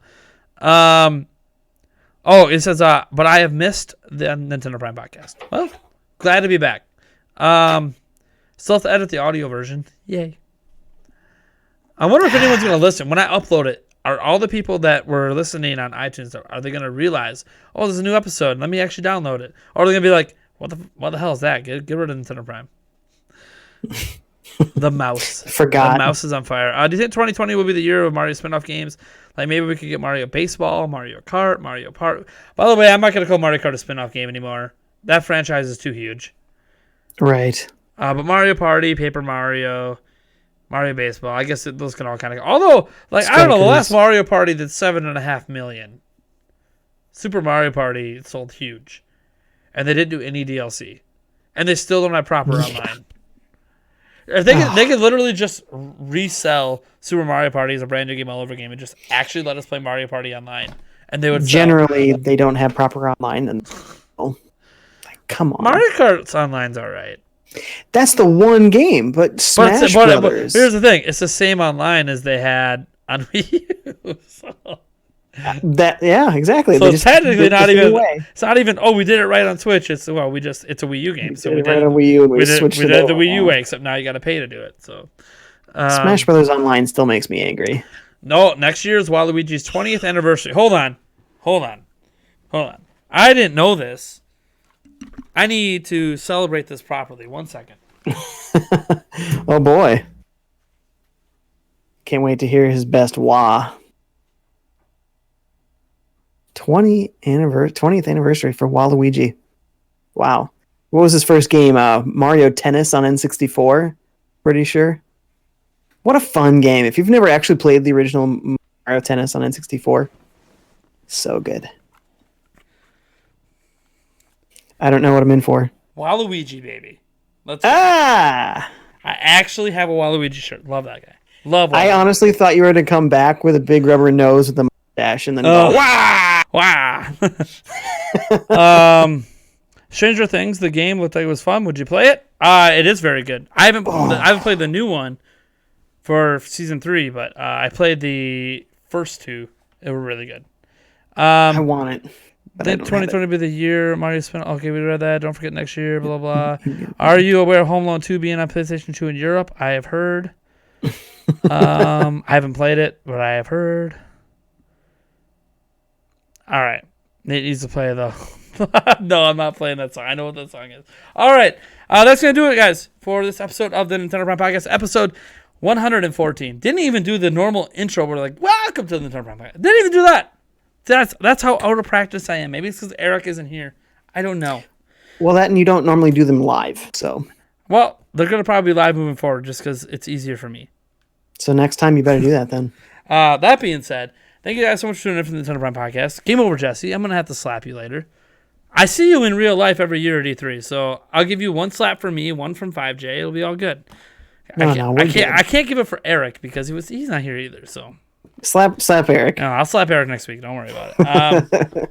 But yeah, thank you guys for tuning in. Hope you enjoyed this new format. It'll be looking a little different eventually once we actually have everything set up right.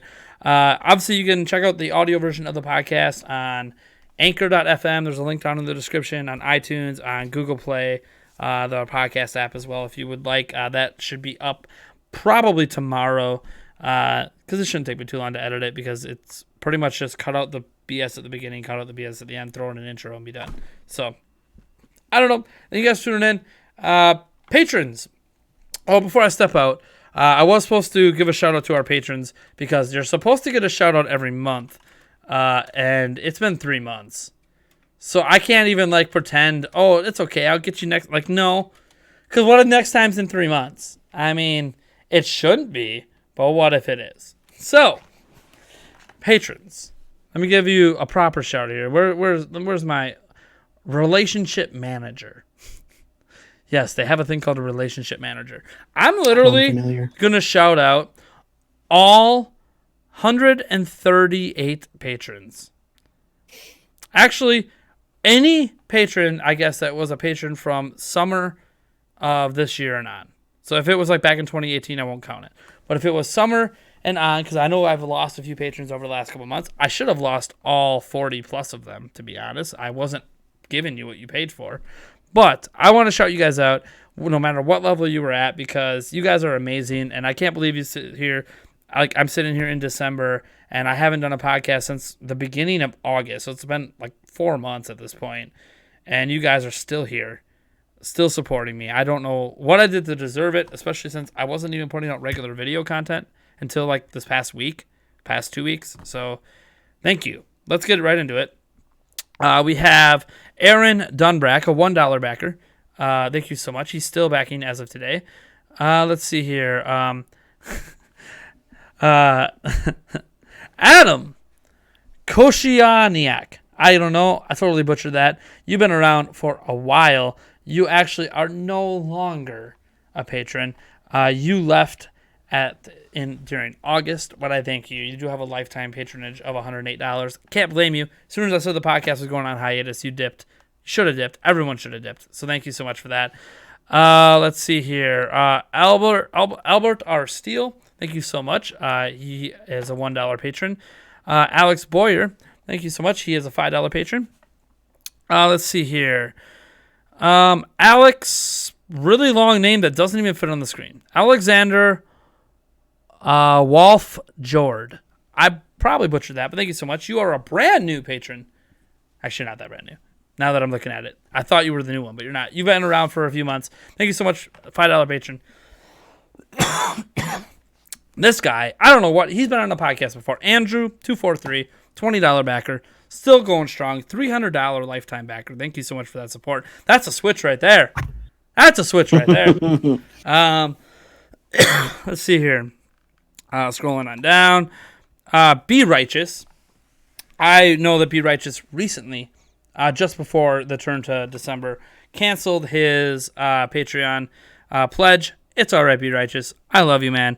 I got to give you an extra shout out because you're actually the reason that we got to go to E3 back in 2018. Wait, no, 2017. 2017. Yeah. Wait, no, 2018. Giant, it was 2018. right? Yes. Be Righteous gave us a lot of money out of the kindness of his heart. He just did it. I didn't ask him to. He just did it so we could go to E3, Eric and I. So well beyond the $411 he's given to me over the last 2 years on Patreon. He is a reason we went to E3. I will always remember. He sent me this special edition of Octopath Traveler as well. So wow, big time shout out to you. He actually, guys, he paid for these mics. Wow. So our amazing AT2035 mics are also from him. So it is sad to see him kind of dip off. I'm not sure if he even watches the content anymore, but he stuck around literally up until he probably thought I wasn't going to come back. So thank you, Be Righteous, man, from the bottom of my heart. If you watch this later, you are a big reason this channel has gotten as far as it has. Let's see here. Brandon Renshaw, I don't know what level he was at, but he dipped out back in September. But thank you so much for your support up till then. I appreciate that.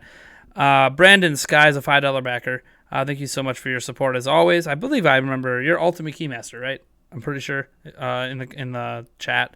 Let's see here. I'm scrolling on down. We don't identify people's usernames with their real names. That's whatever. Some people might want to be private. Well, then don't publicly support me on page. Technically, your name is literally there publicly. This is my hint that I don't want you reading my name.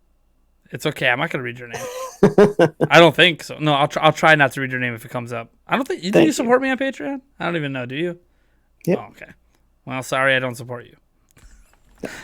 Well, I don't have a Patreon. I know. So no, I used to give you my Twitch Prime sub. I used to give you that sometimes. Yeah, no problem. Let me see here. But I won't read your name. Don't worry. You're just 5J. Thanks. You're good. Oh, sweet. 5J, thank you so much for your whenever you come up. Cody Shadley was a supporter up until this month. So thank you so much for that support. Let's see here. He was a $10 backer at the time. Corey Bohm, you know who you are, my man. Still a $20 backer to this day. Thank you so much for your support, Corey. Old Canadian you. He's the one always in the chat teasing me about the Bucks and the Packers and how much they suck. And anyways, even though they're like two of the best teams right now. He's a Toronto Raptor fan, so he's got the title hanging over my head right now. We got Cross Reset, $1 backer. Thank you so much. Let's see here. Scrolling down, we got Daryl Matthews, who's also a $1 backer. Thank you for that. Moving on down, Edward Norton, the one and only $1 backer. I just gotta point this out because I find this to be hilarious. I haven't seen this yet. So you have backed me for a grand total of $198.40 lifetime. You're the only one I've seen with change. You're $1.60 short of. I don't know how that. I didn't even think you could pledge change. Oh, and he's a famous Hollywood actor. You'd think he'd pledge a little more. I know. Can't even get that $1.60 in. Anyways, thank you for the support.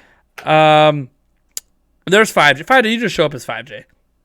Sweet. So thank you for the $2. I think it's all about what you make your username on the thing. Let's see Perfect. here. Franz Scholar, thank you so much for the $1 pledge. You've been actually. Here's an interesting thing, Franz. You joined the month I stopped making podcasts. Oh, So I actually feel bad because this is the first one that's happened since you supported he really me. wanted you to come back. Thank you so much. Yeah, apparently. Let's see here. Scrolling on down. Oh, we have to go to the next page. Yes, folks. There's multiple pages of backers over the years. Just think, if I didn't screw things up, I could have 100+ backers. Look at that. Humanopoly for your $1 patronage. Thank you so much. Let's see here. JL Lionheart. I won't say the other part of the name because I can't pronounce it. But thank you so much for. I'm assuming a $1 back. It says you're paid for this month, but it doesn't tell me what your pledge is. So I'm assuming $1. We got Jacqueline TWG, $2 backer. Thank you so much for your support. James Fazel as well as a $5 backer. Thank you for your support. James Ernst. I believe you are no longer a backer, but thank you so much for your prior support back in the day.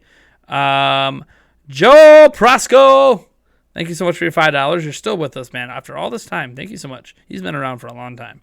Let's see here. Scrolling on down. Got to thank Josh Walker. It says that Josh Walker is no longer a patron, but he was a patron back in August. So thank you so much for that. You stuck with me until I stopped making podcasts. So thank you for that. We got Jin Mojo. Wow, I can't pronounce it. It's okay. Thank you so much for being a backer. It doesn't say how much, but it does say that you are a backer as of this month. So thank you. Kelly Holovako. Thank you so much for being a $1 backer. Let's see here. Kina, thank you for your $5 this month. Kira Dian, thank you for your $1. Corey Spalding, thank you for your $1. Chris Palmer as well for your $5. Let's see here. Lord Platypus, thank you for your 15. And actually, thank you because I know you upped from 10 to 15. And yes, patrons, I know I have some work to do with the Patreon. I got to update everything and change some of the backer rewards. But thank you so much for sticking by while I dealt with all this stuff. Let's see here. Mera Hindar, he's no longer a backer, but he was as of November. So thank you so much for that support all the way through then. You had $115 total, so you were obviously with for a while. Thank you for sticking it out as long as you did. Let's see here. Mark Buhager, he's no longer a patron, but he was as of last month. So thank you so much for your support. Mark Greenberg hasn't been a backer since 2018, but hey, I did see you in the chat. This isn't me telling you to become a backer, but I do want to thank you because you actually are the reason. Mark, by the way, is the reason I make any money on Patreon at all and have ever made a single cent in a live stream. He is the one who inspired me to be okay with getting money from people for what I do. So thank you, Mark Greenberg. I will always be thankful for you for that, even if it's been a couple years since you showed me a little love. It's okay. We all have lives, man. Let's see here. Mark Schaefer, $1 patron this month. Thank you so much. Let's see here. Matthew Campos is no longer a patron, but was back in, what would that be, October? So thank you so much for your support through then. Let's see here. We got Minkenfell, who's a $1 patron. Thank you so much for your support. Monthly Gamer, thank you for your support back in August. I appreciate that. Minus 64 is a $1 backer. Thank you for your support. Neil Willis, my man, you actually dipped out back in July, but I just had to give you one more shout out because I love shouting out your name. Thank you so much. You have given $360 over the years, plus your numerous donations and super chats and live streams. So thank you for all of your support, my man. He is he's actually the only fan I have met in real life. So it was awesome meeting you back at E3 and 2018, and I hope to see you around again sometime. Let's see here. Nick Garcia, $5 backer. Thank you so much for your support. Let's see here. Nick S. was a supporter up until October, so thank you for your support through then. Let's see here. Next up, last page here. Noah Linger, thank you for your $1 support. North Light 36, thank you for your $1 as well. Let's see here. Philip Raymond, thank you for your $1. Robert Smith, you have numbers and things in your name, so I just won't say it. $20. One of the top, actually the top patron in terms of total value given lifetime. So thank you so much for that. For those curious, that's 490. So if he stays at that $20, he will be over 500 next month. That is insane. Wow. Thank you for that support. Now that I mentioned it, you probably think, man, I could have spent that money on something better. You're right. You probably could have. You probably should be. So there goes that patron. But thank you, Robert, for your support. Robert Wood is a $20 backer as well. Thank you so much for the $20. Again, I'm going to get you $20 backers back on the podcast here once I get the flow going. Let me see. We got Roy Elmer is a $10 backer.